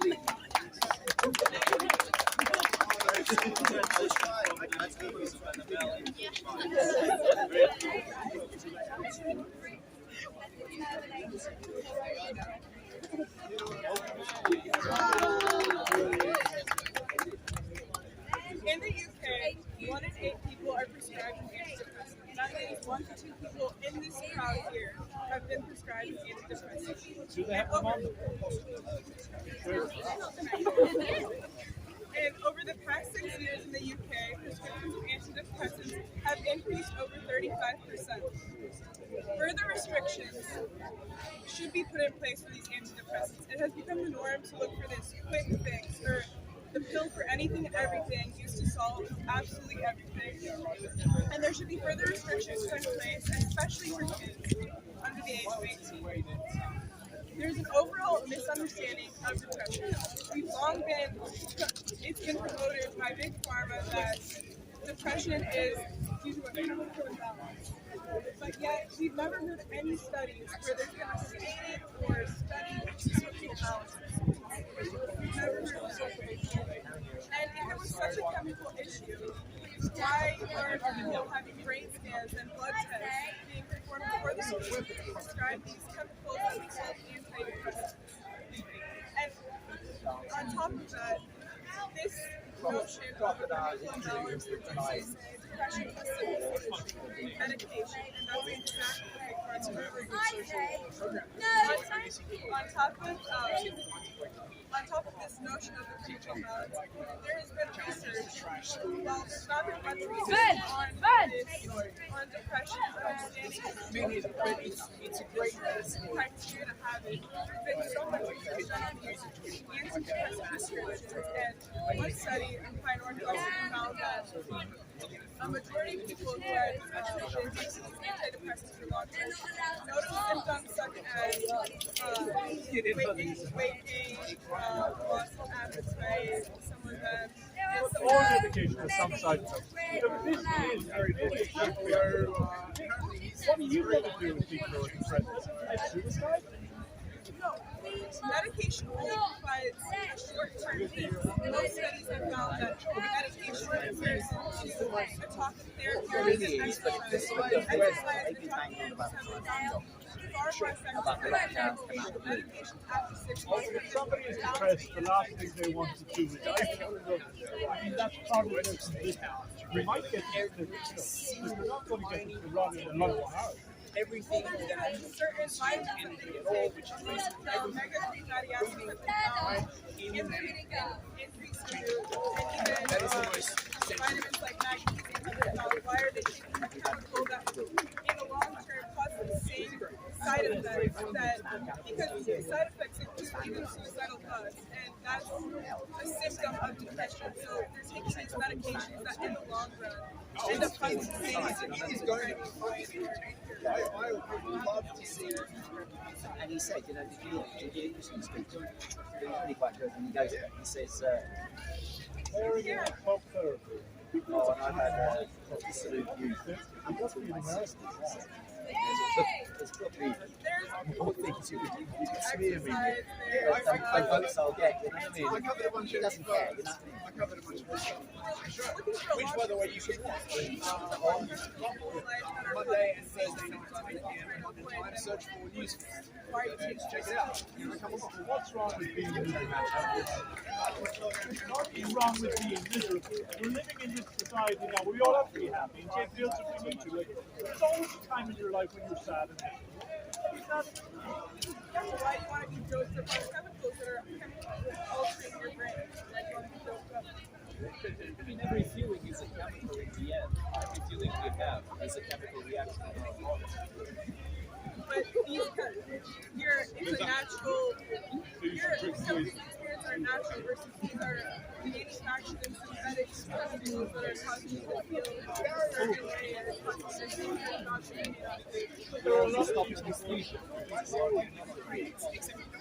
well, yeah, I'm talking more in the context of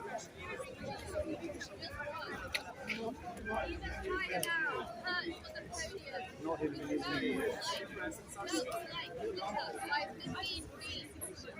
puffed up like a stick, ready to pop. On the top spot, like a cheese. I mean champion, excuse my simple tongue.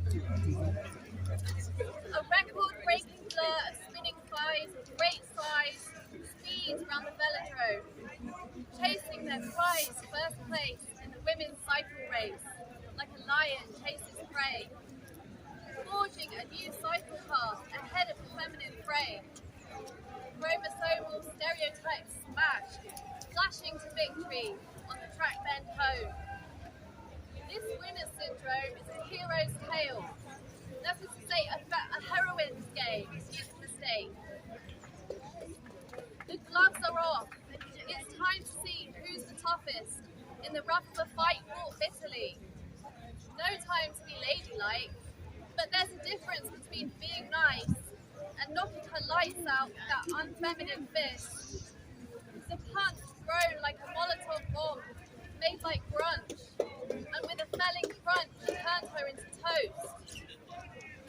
Honestly, it hurts to see a sister's form sprawled, right off on the ring floor, like the ghosts of so many smaller skeleton forms before her, at the man hands of the violent sex. But let's not dwell. The medal hung proof of his true sporting mettle. At blown whistle, Lady Bloke's victory's done and settled. Brave and a stunner. The gloves are off, and the dudes are on top. Don't be a sore loser now. Fair's fair, full stop. Let's hear it for the women men on top.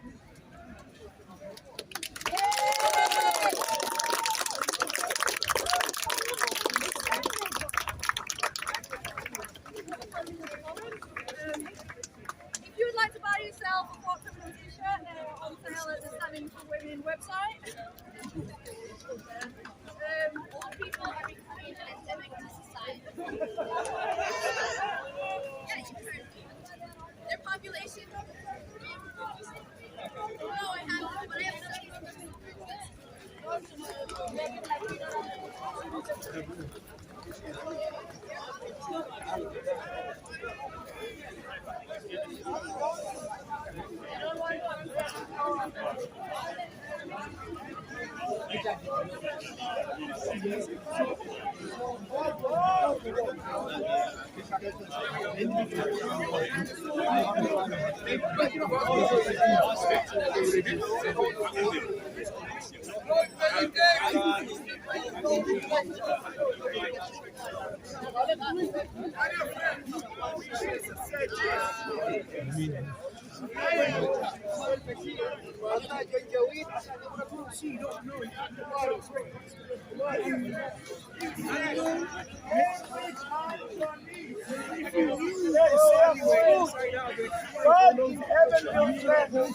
to bear more food.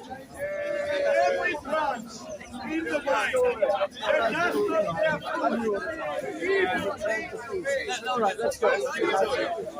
We can even use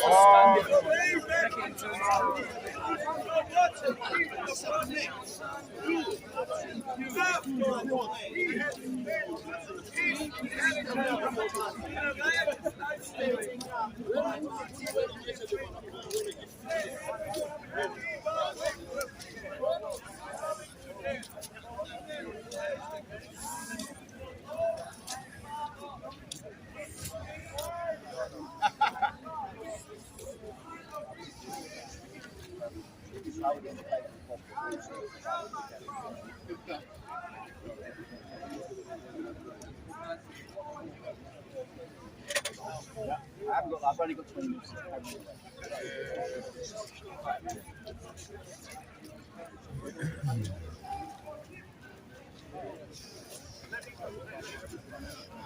Yeah, I was just thinking we could do 2 minutes. Are you wanting to stand up? You can stand up. We each take a little bit of a turn. Yeah, you time me, I'll time you. Okay. 2 minutes. Okay, you can start.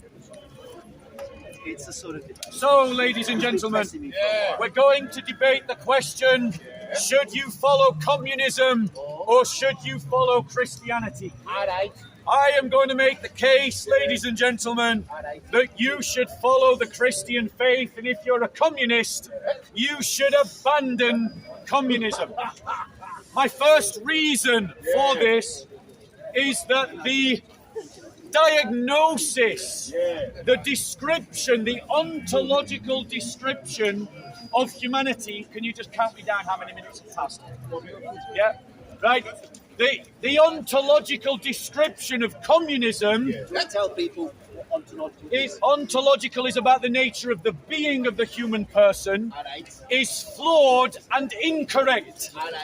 Communism states that human beings are born a blank sheet of paper, and society writes the code upon your soul that you then go on to live by.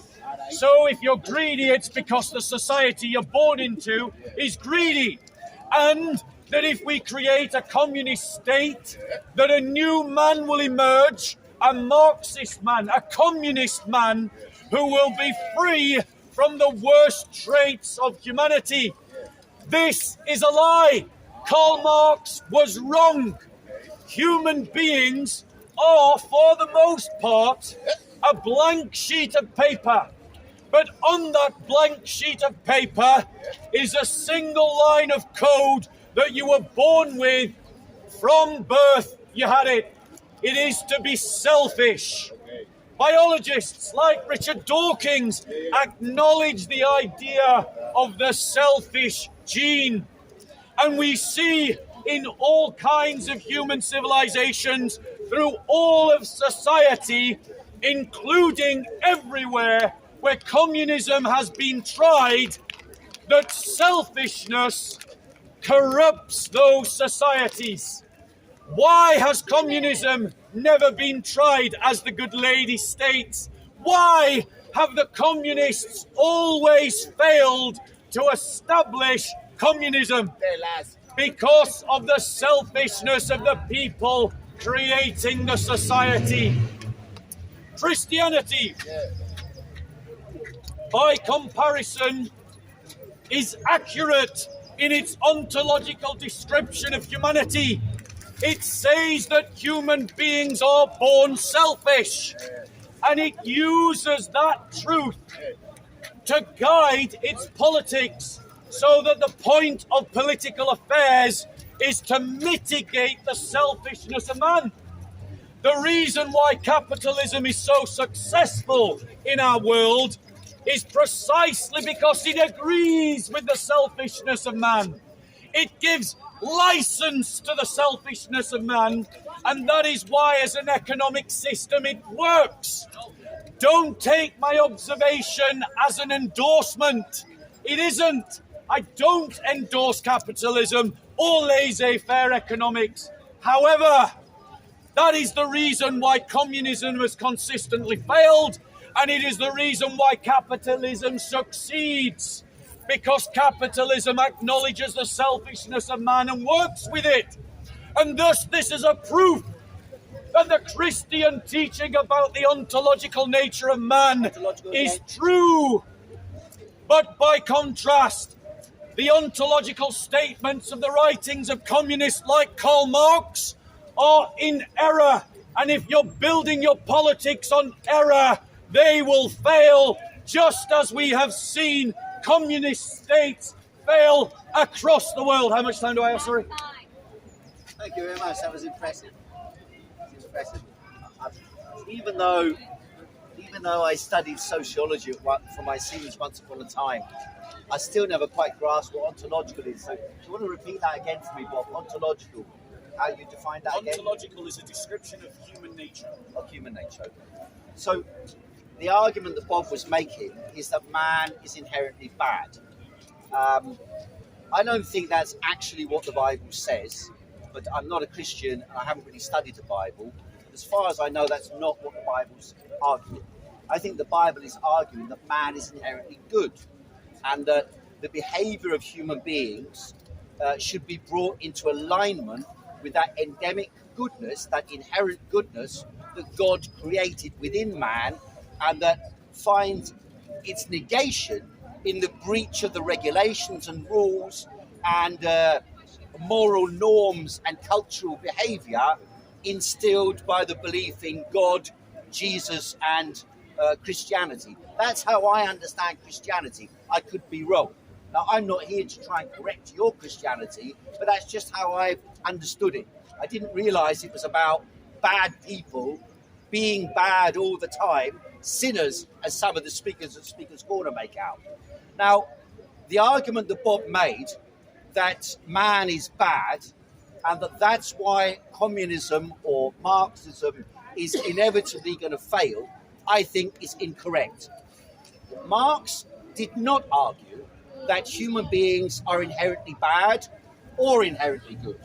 What he argued was that the conditions in which people live are governed by the processes that they need to carry out in order to survive. They have to work and produce things to satisfy the wants of existence. But human beings produce things that then gain. There is a piece in the Bible, I think it's Isaiah 8. It says, They worship that which they made with their fingers. In other words, man makes God and makes gods which they then worship. They produce God. They produce God. Feuerbach, one of Marx's inspirations, argued. They produce God in the spirit of the positive concepts of man. So in other words, God is an image of the most positive imagination and conceptual frameworks of what man should be. Now, Marx argued that you can actually only establish a community and a brotherhood of man, such as that envisaged by the followers of Jesus and the disciples of Jesus. You can only establish such a society based on material plenty. And there are examples in the Bible which illustrate that theoretical principle. For example, when Moses takes his people into the desert and they suffer, then they begin to worship false idols, exactly at a time when their material condition is so poor that they cannot survive. Jesus, in order to impress himself on the people, has to produce from 5 fish 5,000. In other words, the satisfaction of the wants of the people to allow them to create a morally good society is preconditioned on having a certain material foundation. And it's on that theoretical framework of the material foundation for plenty and for collaboration that Marx's theory of socialism and communism came about. He did not believe that you could create communism in any circumstances. He believed there had been a long period of primitive communism that could be restored. Communism could be restored when plenty was established. Get rid of those. So, ladies and gentlemen, the second critique as a Christian that I place against communism, on top of the ontological criticism, is the fact that it is based on a false sociology. Marx based his understanding of the process of the emergence of the communist state almost in fatalistic terms.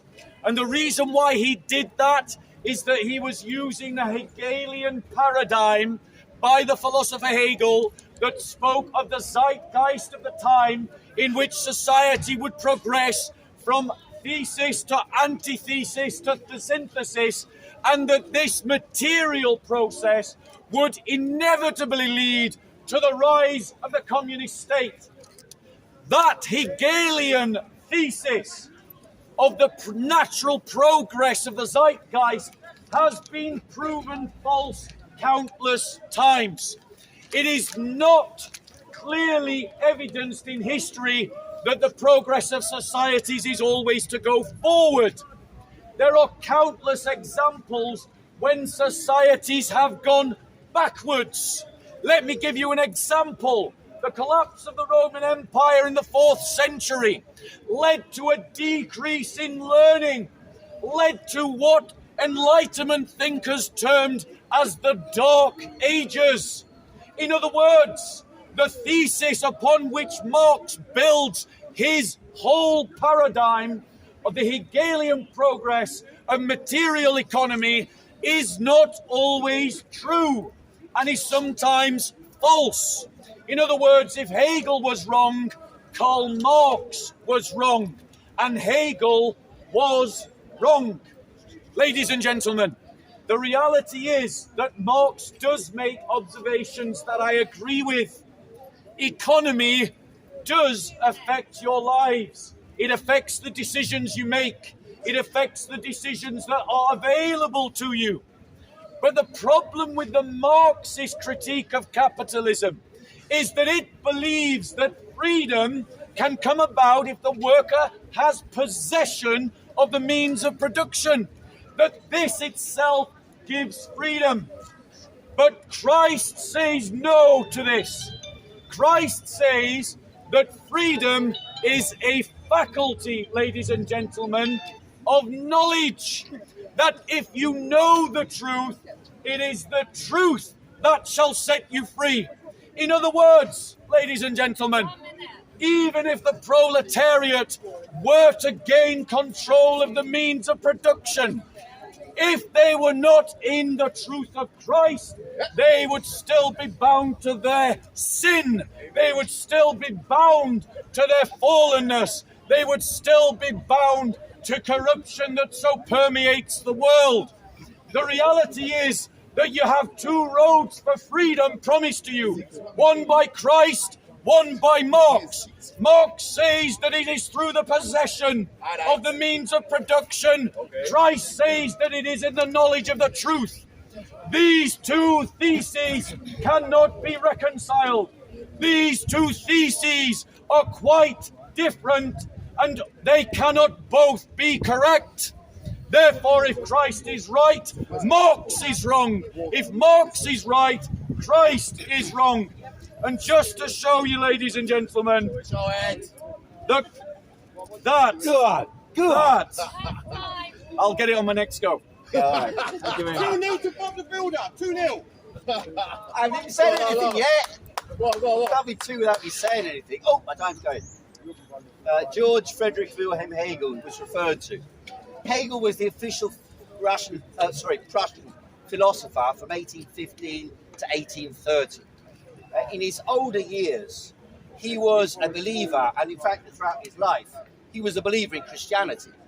What he did was he tried to work out the strange and mysterious ways that God moves the earth. He believed that God would move through human beings through a series of contradictory processes which were observable in the world, would move towards the idea of God being realized on earth. Now, there are people at Speaker's Corner who stand up as Christians and say, well, you must repent because in the afterlife, you're going to go through hell. You know, you'll be tortured, murdered, burned, set on fire, and so on. There are a lot of people who think that's an appealing concept as to why you should adopt Christianity. Now, Hegel didn't believe that. Hegel believed that God was moving through man as a spirit to make human beings establish a superior type of human life on earth. It was again a reflection of the conflicts between the Catholic Church, which had ruled over Europe in an obscurantist and authoritarian fashion for centuries, between Charlemagne's time or even earlier, up until the 17th century, the French Revolution and the English Revolution. But a little bit earlier than this in Germany, Martin Luther adopted a new form of Christianity.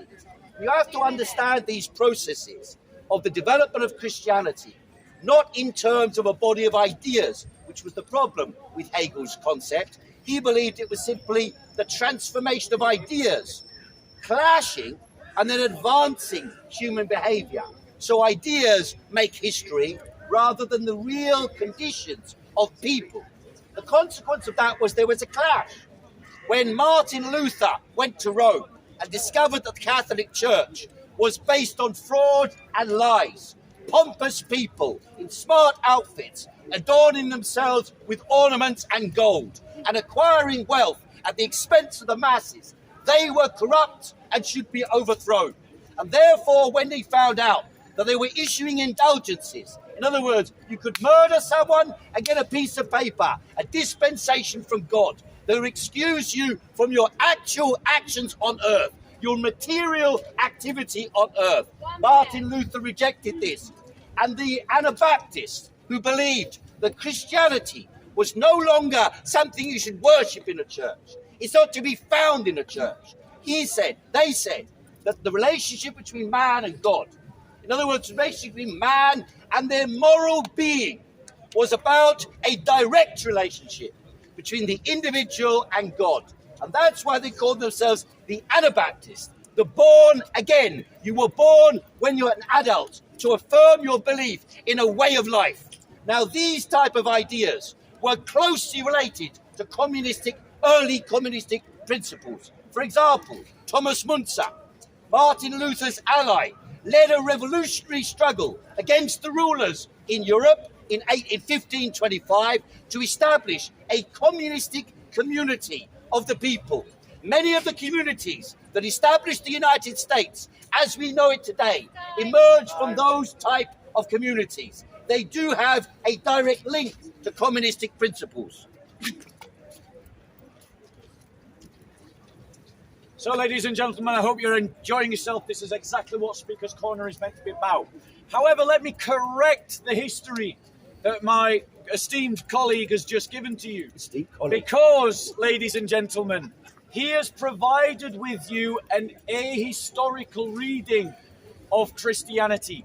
He has tried to suggest that Christ was the first communist and that the first apostles envisioned a communist state, and that what the events of Munster were the establishment of a communistic kind of society.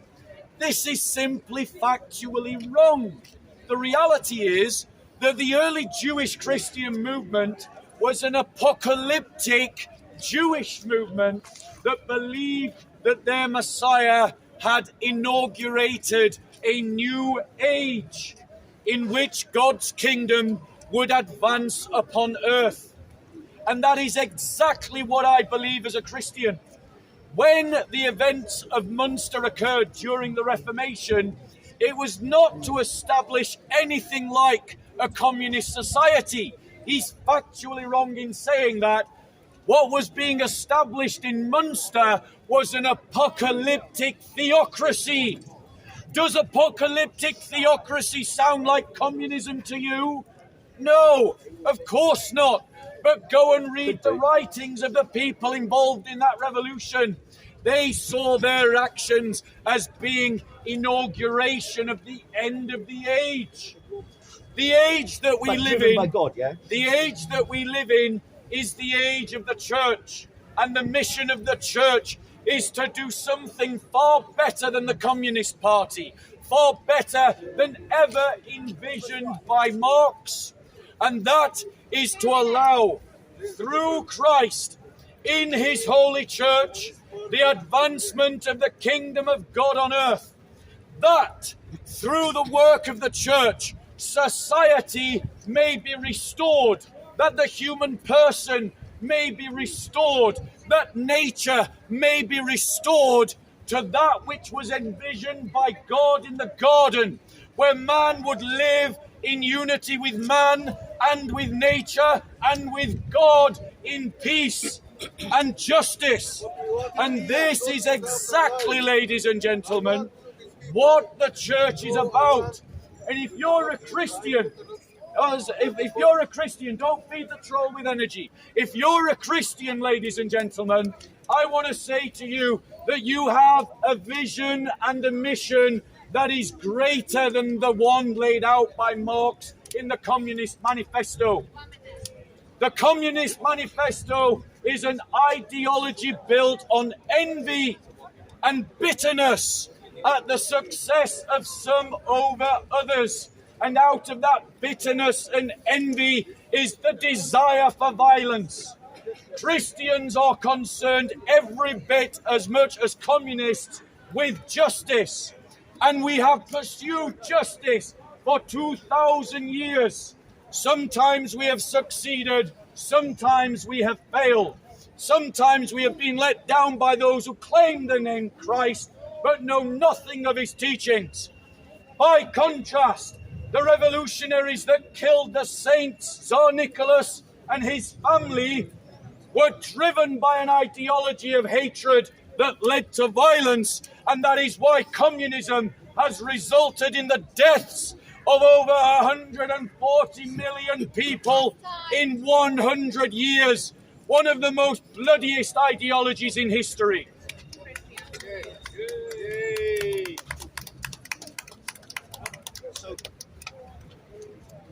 The reason why I'm taking up the issues that are specifically raised is because Marxism is about a method of understanding the history of the world based on the material conditions that people live in.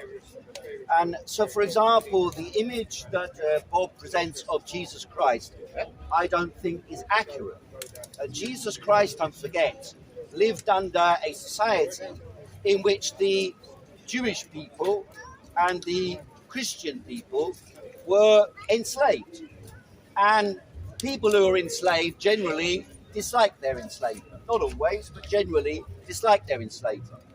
And so there are interpretations which I think are correct as to what Jesus was up to, which contradict the type of argument that is being presented and contradict the general view of what Jesus is in the Christian ideology or Christian faith.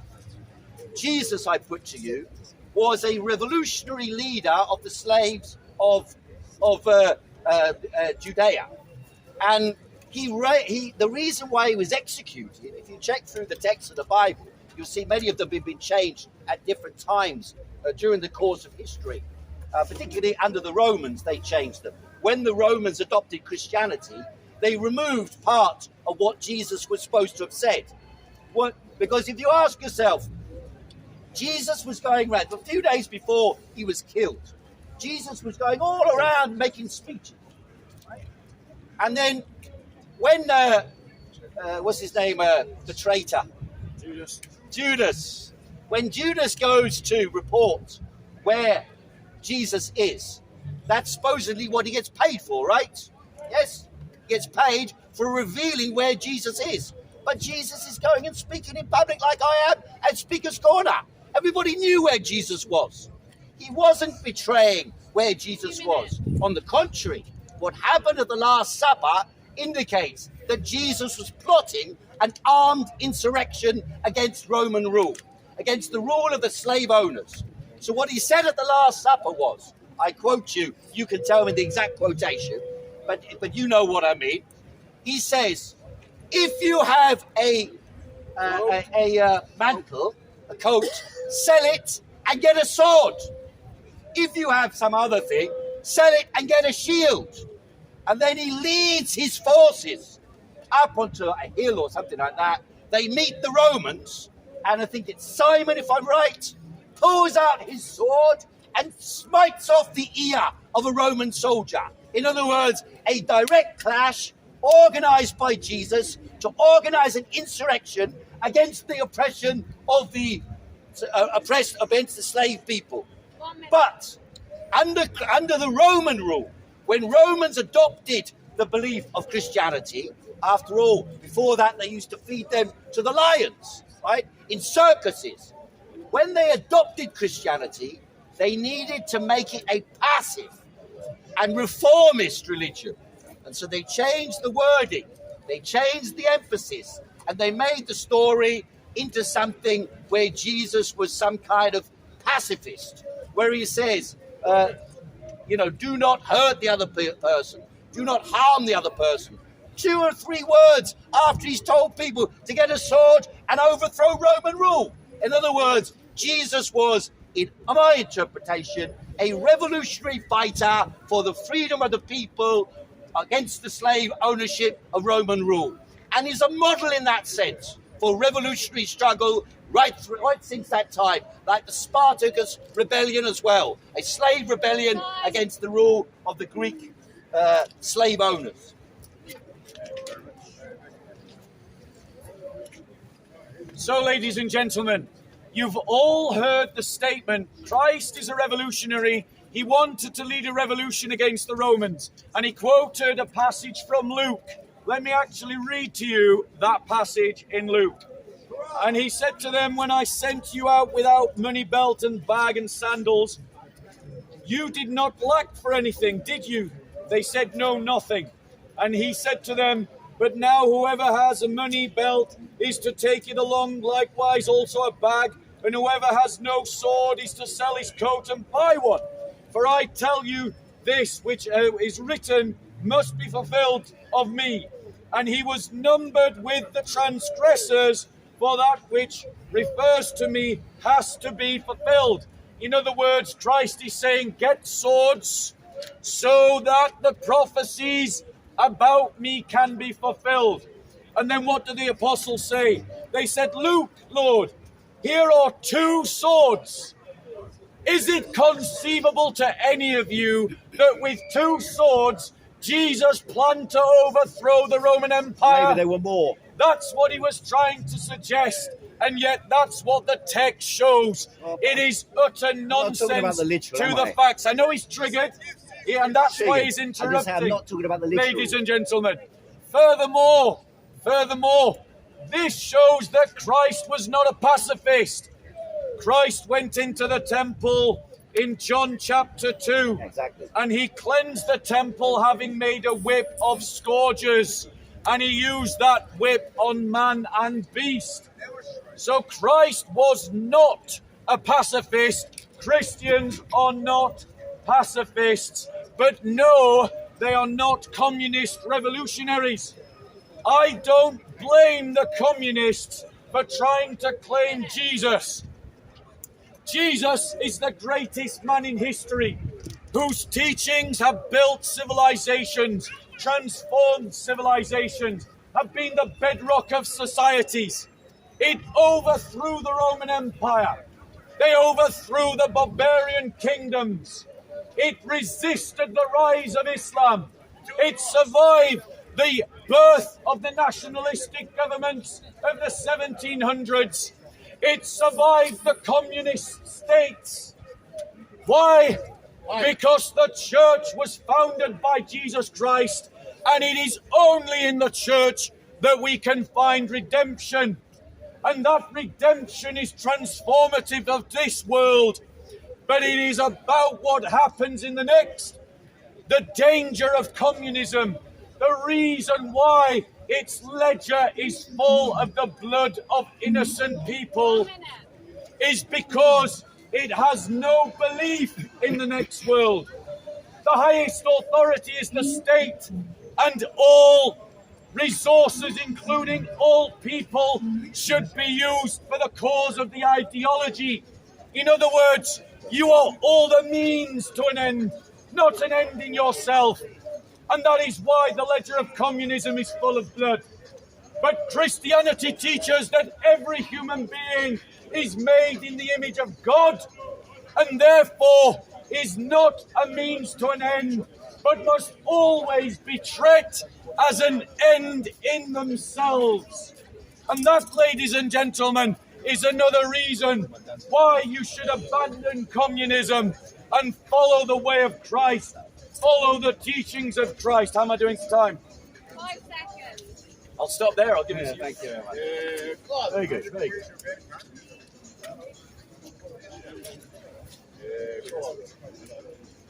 So, as far as I understand it, there's no real evidence that Jesus ever existed.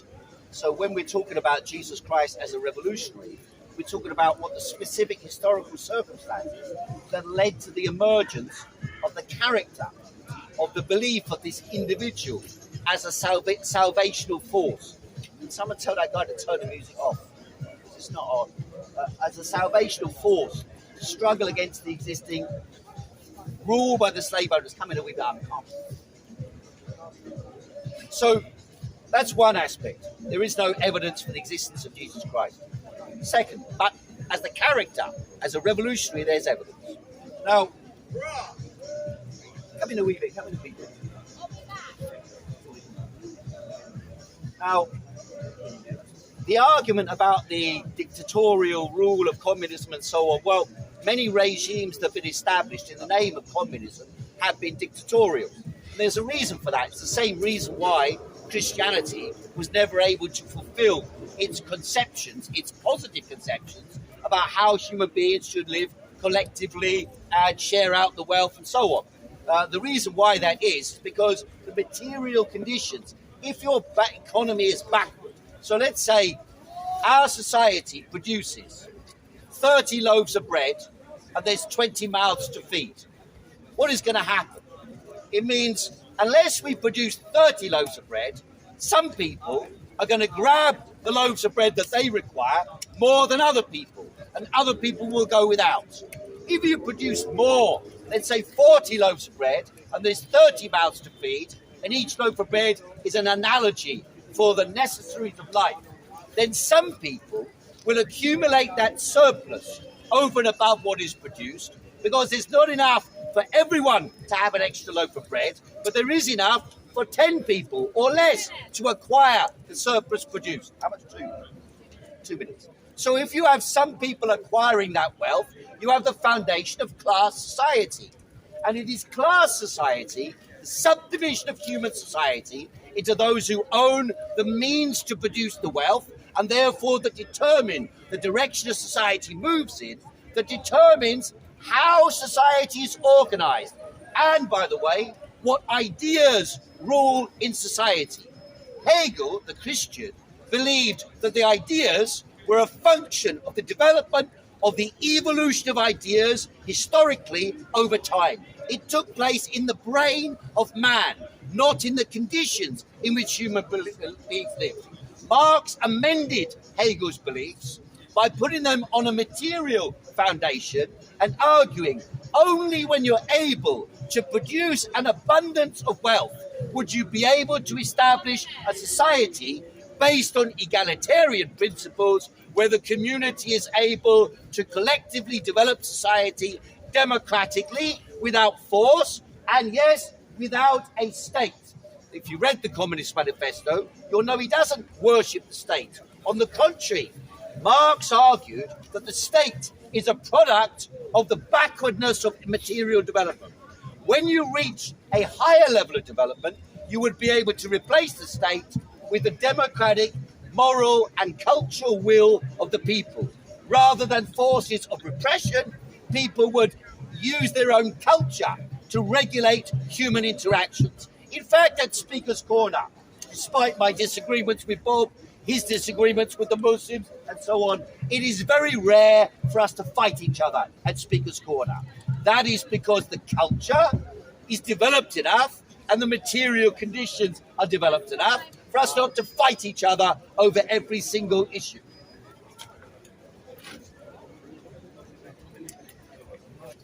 So, ladies and gentlemen, you all heard him claim that there's no evidence that Jesus Christ ever existed. Put your hand up if you heard him say that. You did. You did hear him say that. However, he doesn't know the history. I'm just going to read from Tacitus. What time was that? What date was that? Nero was right. Tacitus was writing in the 1st century. Nero fastened the guilt on a class hated by their abominations called Christians by the populace. 30. Now notice the brother is triggered and he's shouting at me, wasting my time. Called Christians by the populace. Christus, from whom the name had its origin, suffered the extreme penalty during the reign of Tiberius at the hands of Pontius Pilate. Let me give you another example from Pliny the Younger. Pliny the Younger was writing around 112 AD. 112 AD. They were in the habit of meeting on a certain fixed day before it was light, when they sang in alternate verses a hymn to Christ. Let me read from you evidence from Josephus Flavius, someone from the 1st century, who wrote, about this time there lived Jesus, a wise man indeed. One ought to call him a man, for he wrote surprising feats. He was Christ. He was the Christ. When Pilate condemned him to be crucified, those who had come to love him did not give up their affections for him. On the 3rd day he appeared, restored life, and the tribe of the Christians has not disappeared. So we have countless 1st century evidence that Jesus Christ existed. Dr. Bart Ehrman, who is a critic of the Christian faith, has made countless statements affirming his belief in the reality of Jesus as a person. Now, ladies and gentlemen, without the need for revolutions, we Christians hold out for you the society that the communist wants. Read Acts chapter 4 from verse 32 onwards. And the congregation of those who believed were of one heart and soul, and not one of them claimed anything belonging to him was his own, but all things were in common, property to them. And with great power the apostles were giving testimony to the resurrection of the Lord Jesus, and abundant grace was upon them all. For there was not a needy person amongst them, for all who were owners of land or houses would sell them and bring the proceeds of the sales and lay them at the apostles' feet, and they would be distributed, each according to the need. In other words, ladies and gentlemen, thousands of years before Karl Marx ever gave his Communist Manifesto, Christ founded a community on theocratic terms that establishes the things that the communists strive for. An example of this would be the Bruderhof today, who I'll talk about more next. Thanks for confirming what I was Right, arguing. I'm going to go for a little mosey. See what else is about. I'm sure there was enough time there made.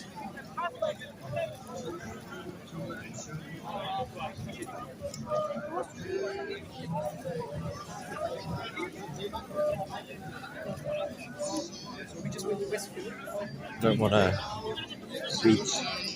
have music in the background.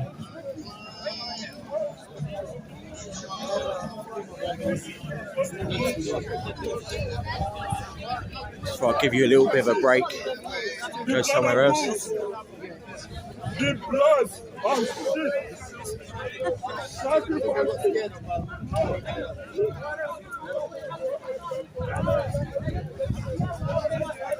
But that's a viewpoint, as you can see, viewpoints of the individual, their position on what they believe in.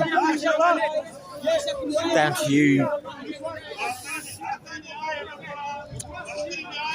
as your own vision to know what is right and wrong or justification.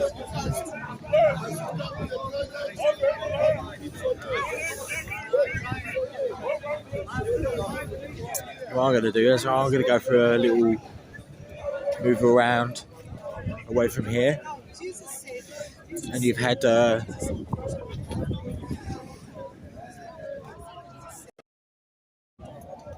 good run of what's been going on here on Speaker's Corner. I'm going to start wrapping up now, and the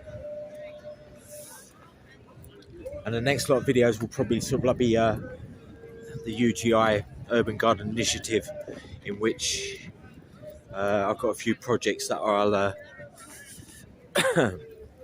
be showing you,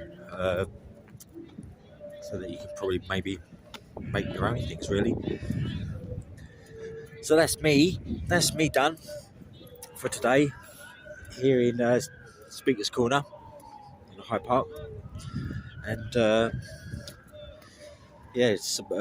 the old usual if you can, and I'll give you something a little bit more less taxing for the brain, something more entertaining and purposeful. So without further ado, I will see you later. Thank you for joining. Oh yeah, don't forget, subscribe if you can. Subscribe, like, get those bells running so that I can get some more views, and I'll probably sort of like set up Odyssey and get Rumble up and running, just in case I start getting censored for anything that I'm putting across. So yeah, like, subscribe, and do the business, really. And I'll catch you on the other side. If I can turn the thing off.